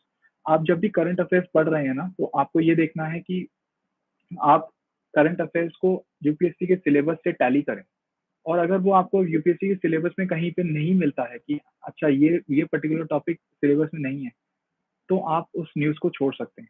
ये थोड़ा-सा लॉन्ग मेथड है, बट आप एटलीस्ट 1 टू 2 मंथ्स आप ये एक्सरसाइज करें, उसके बाद आपका ब्रेन अपने आप ही क्या कहते हैं इन्फॉर्मेशन और करंट अफेयर्स को छाँटना शुरू कर देगा। Right from the static portion as well. Sir एक सिविल सेवक में ऐसा कौन-कौन से गुण होते हैं और उन्हें शुरुआत से कैसे विकसित करें? अ, ये सिविल सेवक में ना गुण पता है क्या होते हैं कि वो हमेशा हम्बल रहता है, हमेशा डाउन टू अर्थ हो, पब्लिक की सेवा करने के लिए हमेशा तैयार, और मतलब हमेशा सीखते रहना चाहिए उसको। और हमारी सिविल सेवा की जो ट्रेनिंग है, वो लबासना से शुरू नहीं होती, वो हमारी प्रिपरेशन से ही शुरू होती है। तो 5 साल से मैं जो पढ़ाई कर रहा हूँ, वो एक तरीके से मेरी लाइफ के लिए मेरी खुद की ट्रेनिंग है, जो मेरे को आगे काम आएगी। तो हमेशा आपको सीखते रहना है, किसी से भी सीख सकते हैं आप, लेकिन आपको ये देखना है कि आपके अपने स्ट्रेंथ एरिया क्या है, आपके अपने वीक एरियाज़ क्या हैं, उसको एप्रिशिएट करेंगे तभी आप क्या कहते हैं लाइफ में अपना मतलब गोल आप अपना अचीव कर पाएँगे। साइंस की कौन-सी एनसीईआरटी से स्टार्ट करें? देखो यार मैंने साइंस के लिए एनसीईआरटी नहीं पढ़ी थी, तो मुझे इतना आइडिया नहीं है। आप आप क्या कहते हैं बेसिक 6, 7, 8 वाली एनसीईआरटीज़ पढ़ सकते हैं, तो उससे आपको काफ़ी अच्छा आइडिया लग जाएगा। उसके अलावा आप करंट अफेयर्स की मैगज़ीन परस्यू करें, देखें, उन्हें पढ़ें, उसमें बेसिक्स होते हैं और कभी-कभी साइंस एंड टेक्नोलॉजी काफ़ी इंटरेस्टिंग होता है। ये मैं इसलिए नहीं बोल रहा कि मैं खुद साइंस बैकग्राउंड से हूँ, बट इन जनरल साइंस आपकी लाइफ के हर एस्पेक्ट को चेंज करने का पोटेंशियल रखता है। तो एक एक एंथुसियास्ट या फिर एक क्या कहते हैं सीरियस एस्पिरेंट को साइंस एंड टेक्नोलॉजी से हमेशा जुड़े रहना चाहिए, क्योंकि वो आगे आपको सर्विस में भी बहुत काम आएगा। तो उसको आप एक बर्डन की तरह मत लीजिए, उसको आप एक अपॉर्च्युनिटी की तरह लीजिए कि आप अपना ह्यूमैनिटीज़ के बैकग्राउंड से अपना साइंस बैकग्राउंड की तरफ भी अपना नॉलेज बढ़ा रहे हैं। तो आपको शायद वो एक टाइम पे अच्छा लगने लगे। सर मुझे इंटरनेशनल रिलेशन बहुत टफ लगता है, तो how to cover this subject आप ना उसको हिंदू और इंडियन एक्सप्रेस के ना आर्टिकल्स जो होते हैं ना, जो एडिटोरियल्स होते हैं, उनको पढ़िए। उनको आप बहुत डिटेल में पढ़िए।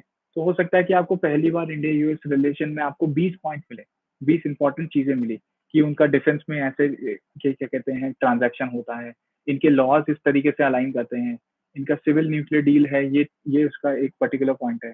तो ये कुछ-कुछ पॉइंटर्स आपको मिलेंगे। नेक्स्ट नेक्स्ट मंथ में या फिर नेक्स्ट डे या नेक्स्ट वीक में अगर फिर से इंडिया-यूएस रिलेशन का कोई आर्टिकल आया, तो वो जो 20 पॉइंट आपने जो लिखे हैं, अब उसमें आप उसपे ऐड करिए। तो ऐसा ज़रूरी नहीं है कि नेक्स्ट आर्टिकल होगा तो आपको नए 20 पॉइंट मिलेंगे, बट आपको हो सकता है सिर्फ 4-5 नए पॉइंट मिले और बाकी सारे आपके पिछले आर्टिकल में रिपीट हो गए हों। क्योंकि वो करंट अफेयर से रिलेटेड होता है, तो एक कंटिन्यूटी में आर्टिकल्स लोग क्या कहते हैं लिखते हैं, जो भी सब्जेक्ट एक्सपर्ट्स होते हैं। तो उसको आप स्लोली ही आप उसे बिल्डअप करके अच्छा कर सकते हैं। उसके अलावा अगर इंटरनेशनल रिलेशन में आपको मतलब अच्छे से करना है, तो आई थिंक आपको इंडिया सिंस इंडिपेंडेंस की बिपिन चंद्र पढ़ लेनी चाहिए। उसमें कुछ-कुछ जगहों पे इंटरनेशनल रिलेशन मतलब इंडिया का रिलेशन बाहर के देशों के साथ कैसा है वो है। एक एक बुक है पैक्स इंडी का, आई थिंक वो सिलेबस से तो बाहर ही है। उसको पढ़ना भी बहुत डिफिकल्ट है क्योंकि उसकी काफ़ी डिफिकल्ट इंग्लिश है। वो मैंने पढ़ी थी क्योंकि मेरे को जानना था कि यार ये इंटरनेशनल रिलेशन होता क्या है? बिकॉज़ मेरे लिए भी बहुत टफ था। तो मैंने जब बुक पढ़ी तो एक मेरे को बर्ड्स आई व्यू का पर्सपेक्टिव पता लगा। Irrespective of who is the writer, आप कोई भी एक इंटरनेशनल रिलेशन की कोई बुक पढ़ें, आप सीनियर से या फिर क्या कहते हैं, आप वहाँ पे भी आप शॉप्स में भी जाकर के पूछ सकते हैं या फिर अमेज़न पे आप टॉप ट्रेंडिंग बुक्स में भी आप जाके देख सकते हैं कि कौन-सी बुक किस टॉपिक के लिए काफ़ी फेमस है। तो आप इस तरीके से देख सकते हैं। मैं 2024 को टारगेट किया हूँ और उसका फर्स्ट अटेम्प्ट में कैसे निकालना है। आप जो भी पढ़ाई कर रहे हैं ना, उसको आप अच्छे से रिवाइज़ करें और आप ऑप्शनल अच्छा चूज़ करें और आप डरिए मत कभी, है ना? क्योंकि आप 2024 तक अगर आप पढ़ने वाले हैं, तो आपको बहुत ही कंसिस्टेंट और बहुत ही वो रहना पड़ेगा, रेज़िलिएंट रहना होगा अगेंस्ट एनी चैलेंजेस और any circumstances that might uh, stop you from preparing in the way that you started it, like if you are starting it today। तो जिस फोर्स से आप अभी पढ़ रहे हैं, हो सकता है आप बाद में इतना फोर्स से नहीं पढ़ पाएँ, तो वो कंसिस्टेंसी मेंटेन करने के लिए नेवर ओवरबर्डन योरसेल्फ और जितना आप पढ़ पाएँ उतना ही पढ़िए। और उसके साथ-साथ आप परफॉर्मेंस को ट्रैक करते रहिए अपने, कि आपके टेस्ट सीरीज़ में प्रीलिम्स के टेस्ट सीरीज़ में क्या 100 प्लस मार्क्स आ रहे हैं कि नहीं आ रहे हैं। अगर आप 60-70s में हो रहे हैं या 50-40 में हो रहे हैं, तो वहाँ पे आपको समझ में आ जाना चाहिए कि कुछ जगहों पे आपको इम्प्रूव करने की ज़रूरत है। और ऐसी कोई चीज़ नहीं है, ऐसा कोई सब्जेक्ट नहीं है जो कि मास्टर नहीं किया जा सकता, तो आपको बस डटे रहना है। मॉर्निंग में कितने बजे से आप स्टडी करते थे टिल नाइट तक व्हाट टाइम? आई थिंक ये बहुत पर्सनल क्वेश्चन हो गया क्योंकि मैं किसी दिन 12 बजे भी उठ जाता था दोपहर के और किसी दिन मैं 6 बजे भी उठ जाता था, तो मेरा कोई टाइम फिक्स नहीं होता था। तो ये आपके ऊपर है कि आपको वो जो 16 घंटे हैं उसको दिन के कैसे यूज़ करने हैं, वो आपका दिन की शुरुआत कभी भी किसी भी टाइम से हो सकती है। जनरली मुझे रात में पढ़ना ज़्यादा अच्छा लगता था क्योंकि शोर कम होता था। सर ऑनलाइन प्लेटफ़ॉर्म पर test series and mains, online platform यार आईएएस बाबा टीएलपी काफ़ी फ़ेमस है। फोरम आईएएस भी काफ़ी अच्छा है। उसका जो एडब्ल्यूएफजी वाला जो कोर्स है वो भी ऑनलाइन प्लेटफ़ॉर्म का टेस्ट सीरीज़ बहुत अच्छा है मेंस के लिए। बाकी प्रीलिम्स के लिए I didn't take any test series, both online or offline. I used to take the resources that were available already, मतलब in the market. So उस चीज में मतलब मेरा कोई एक्सपीरियंस नहीं। मेरी एज 18 ईयर्स है, क्या मैं 2025 में कर सकता हूँ? हाँ डेफिनेटली यार, अगर तुम्हारा ग्रेजुएशन पूरा हो गया तो तुम कर सकते हो। हाई लेवल इंग्लिश यूज करें यूपीएससी में, normal English, I think normal normal language use करनी चाहिए ताकि किसी को समझ में आए। अगर बहुत हाई लेवल का दे दिया ना तो वो पढ़ने की भी कोशिश नहीं करेंगे पेपर चेकर, और आपको नंबर भी कम देगा। मुझे पर डे कितनी देर पढ़ना चाहिए from basics? 6 to 7 hours you can target, max to max 8 hours, but followed by test series practice। तो आपका काफी अच्छा एक पूरा का पूरा एक एफिशिएंट दिन हो जाएगा। आपका काफी क्या बोलते हैं, प्रोग्रेस या फिर जो प्रोडक्टिविटी है दिन की काफी अच्छी बढ़ जाएगी। मैथ्स ऑप्शन में आपका कितना नंबर आया?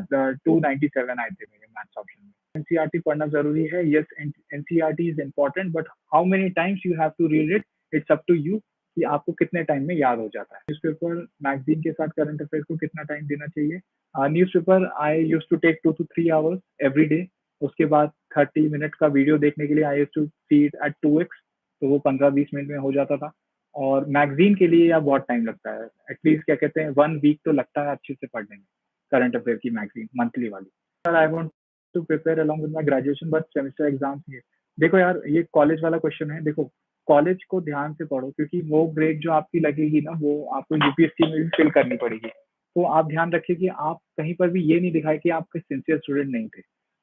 ऐसा ना हो कि कॉलेज करते करते यूपीएससी भी करने जाएं और दोनों चीजें नहीं हो। I I would not like to jinx it, but I am very serious about it कि एक टाइम पे एक चीज पे फोकस करना बहुत ही ज्यादा जरूरी है, आपके सेल्फ डेवलपमेंट के लिए, आपकी पर्सनालिटी डेवलपमेंट के लिए, आपका नॉलेज बेस बनने के लिए।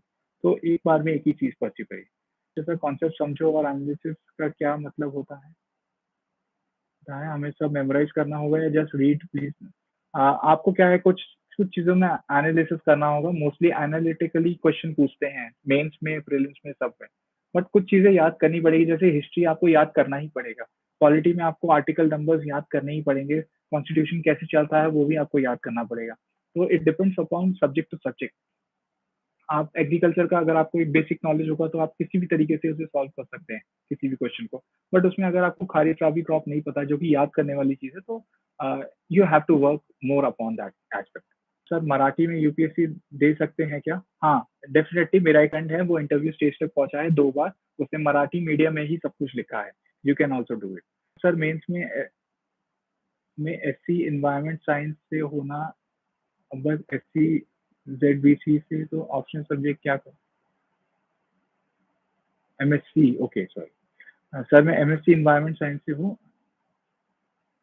यार ये आपका पर्सनल क्वेश्चन है, मतलब ये मैं नहीं सजेस्ट कर सकता, क्योंकि मैंने आपको वो ऑप्शन बता दिया और आप फिर वो लेकर के फिर मेरे को कोसो, तो I would not suggest any option to you.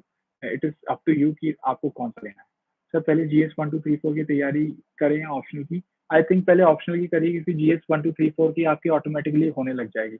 Optional आपका प्रीलिम से पहले तैयार होना चाहिए, ये आपको मैं बता दे रहा हूँ, है ना। इसके इससे ना कम होना चाहिए, ना ही इससे ज़्यादा करें तो अच्छी बात है, बट आई थिंक इतना ज़्यादा टाइम होता नहीं है, जो कि 1 ईयर से प्रिपेयर कर रहा हूँ। मेरा प्री क्वालीफाई नहीं हुआ है। फिर क्या आप सिर्फ फ़ोन से पढ़ते थे प्री क्वालीफाई?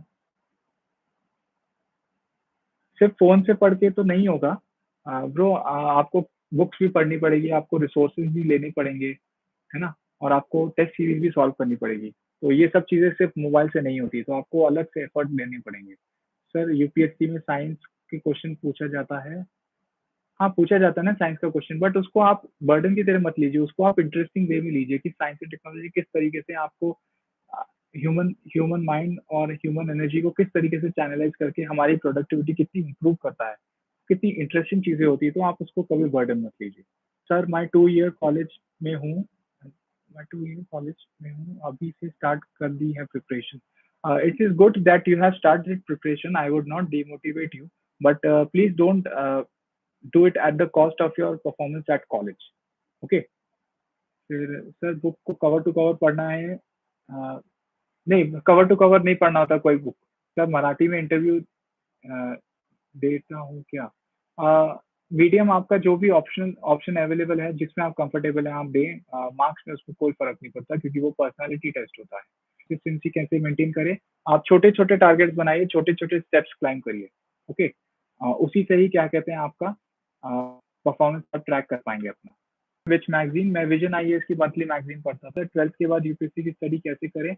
आप पहले कॉलेज कर लीजिए, थोड़ा लाइफ़ का पर्सपेक्टिव लीजिए, उसके बाद शुरू करिए प्लीज़, है ना? शॉर्ट सब्जेक्ट को अभी पढ़ें या नहीं या फ़ोकस प्रीलिम्स के अकॉर्डिंग रखें, प्लीज़ बताइए? अ, प्रीलिम्स को फ़ोकस रखना बहुत ज़्यादा ज़रूरी है क्योंकि प्रीलिम्स नहीं होगा तो कुछ भी नहीं होता है ना? तो आपका वो एकदम क्लियर है। लास्ट के 2-3 महीने आप प्रीलिम्स पे ही फ़ोकस करिए, उससे पहले आप क्या कहते हैं थोड़ा डाइवर्स पढ़ाई कर सकते हैं। डेली कितने सब्जेक्ट आप करते थे? करंट अफेयर्स, स्टैटिक और ऑप्शनल ये 3 में डिवाइड करता था। अगर मैं कोई भी चीज़ पढ़ लूँ, वो मेरे ऊपर था, वो मेरे कम्फर्ट पे था। सर मेरी एज 29 ईयर है सर, मेरा अभी तक प्री क्लियर नहीं हुआ है, कभी सीसेट डिस्क्वालीफाई हो जाता है। ब्रो देखो इस बार एक टॉपर हैं युवराज मारवत, उनका 31 इयर्स में वो आईएएस बने हैं and he is very happy that उन्होंने अपना सपना 31 इयर्स में पूरा किया। एक और हैं टॉपर विशाल खत्री, उन्होंने 32 इयर्स की एज में आईएएस क्लियर किया है। सो बोला जाए तो जिनका सपना होता है तो आईएएस ही होता है ना? सो 29 ईयर हो या फिर कोई भी एज हो, अगर आप डटे रहेंगे, आपका एक दिन आपको सफलता ज़रूर मिलेगी। तो प्लीज़ कोशिश करते रहिए, डिसहार्टन मत होइए। सर एक बात बताइए, एमएससी और यूपीएससी की कोचिंग साथ लेना पॉसिबल होगा? अ, नहीं यार, साथ में मत लो, बहुत ज़्यादा ओवरबर्डन हो जाएगा। बेस्ट बुक इंटरनेशनल रिलेशन यार कोई बेस्ट बुक का कोई डेफिनेशन नहीं है। आई एम सॉरी मेरे पास इसके बारे में इतनी इन्फॉर्मेशन है नहीं। I think I have answered the questions. Uh, okay, there are more. I think I have to just see कि और टाइम है हमारे पास कि नहीं।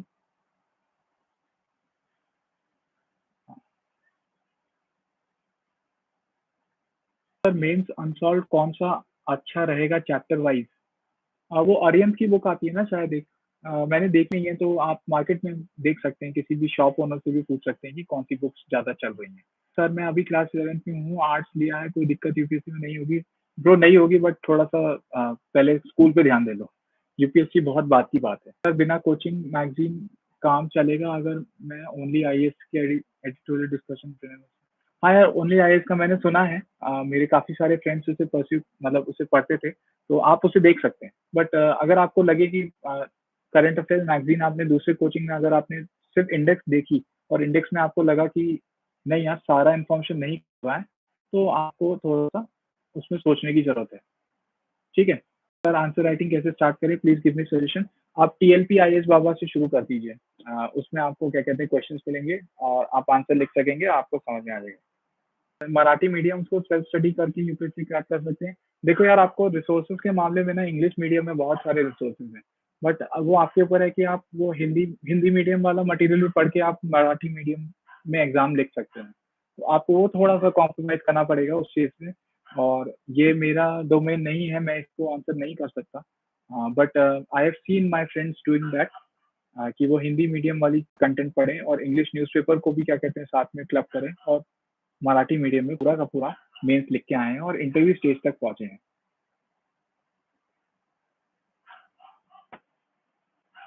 Any more questions?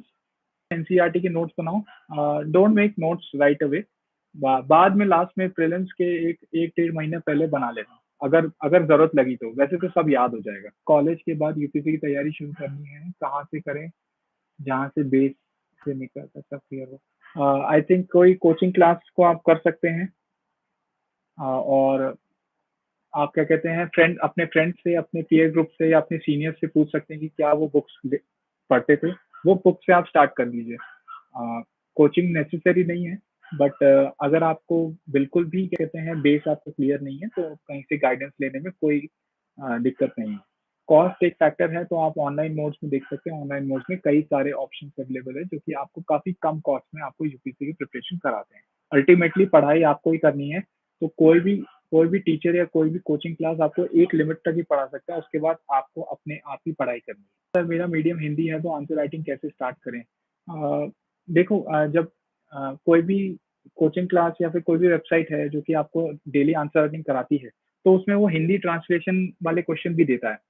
तो उसमें आप अपने ही लैंग्वेज में उसे लिखना शुरू करें और उसे इवैल्यूएट कराएँ। तभी आपका आपका इवैल्यूएशन होगा एंड देन आपको कमेंट सजेशंस वगैरह मिलेंगे जिसमें आप वर्क करके अपना परफॉर्मेंस इंप्रूव कर सकें। How to handle thoughts.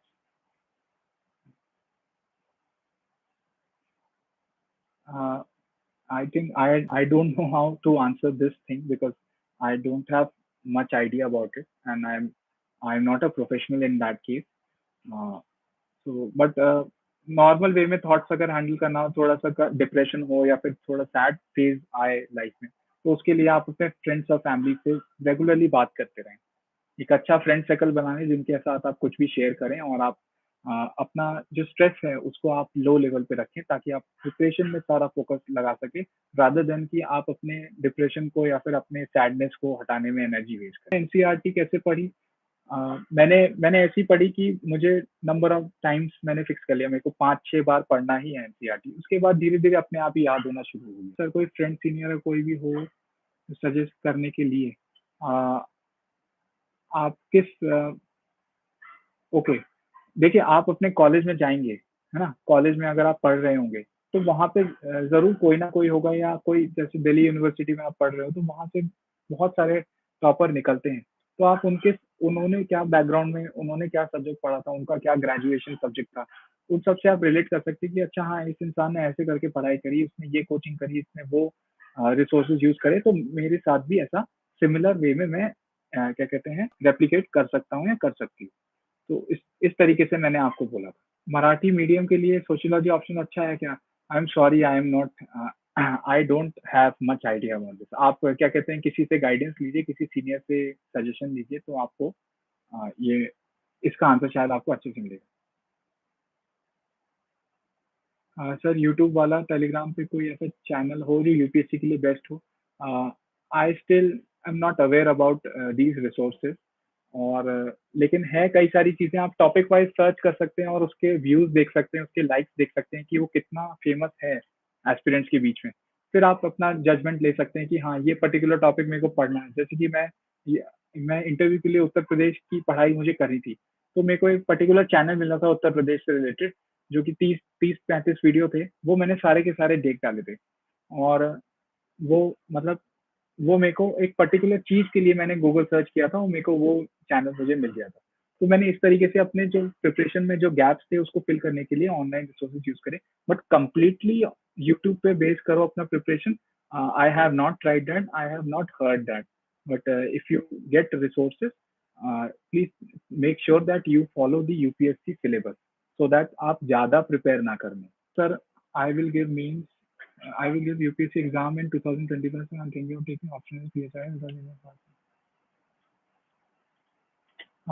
Optional right और रॉन्ग आई डोंट थिंक, क्योंकि हर एक से टॉपर निकलते हैं, आपका इंटरेस्ट बताता है कि आपका ऑप्शनल क्या है। अच्छा, सर आप किस मीडियम से थे? इंग्लिश, मैं इंग्लिश मीडियम से था। सर यूपीएससी के लिए कॉलेज के मार्क्स मैटर करते हैं?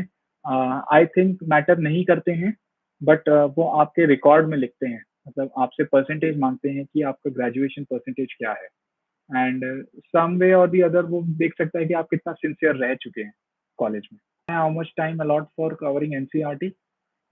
आई थिंक एनसीईआरटी के लिए आप अपना प्रिपरेशन का 10 to 20% टाइम दे सकते हैं पूरा साल का। सर डाउट क्लियर हो गया, thank you. Okay, thank you so much. I think काफ़ी लंबा सेशन हो गया है। अगर किसी और को डाउट हो अगले 1-2 मिनट में अगर आपको पूछना हो तो प्लीज़ आप पूछ सकते हैं। सर ओनली बेस क्लियर करने के लिए कोई चैनल पूछ रही हूँ। अच्छा, तो आप एक काम करिए ना कि आपका कौन से सब्जेक्ट में आप वीक हैं वो देखिए, फिर उसके ना सेशंस देख लीजिए, क्योंकि रिवीजन सेशन के बहुत मतलब डिमांड रहती है, तो उसको ये तो आपका बेस काफ़ी क्लियर हो जाएगा कि एक्चुअली में क्या है कि क्या क्या चीज़ों पे ध्यान देना होता है, वो रिवीजन क्लास में वो बता देते हैं। But be be sure about that कि वो सब कुछ नहीं पढ़ाते हैं, आपको अल्टीमेटली मेहनत खुद करनी पड़ेगी। ओके।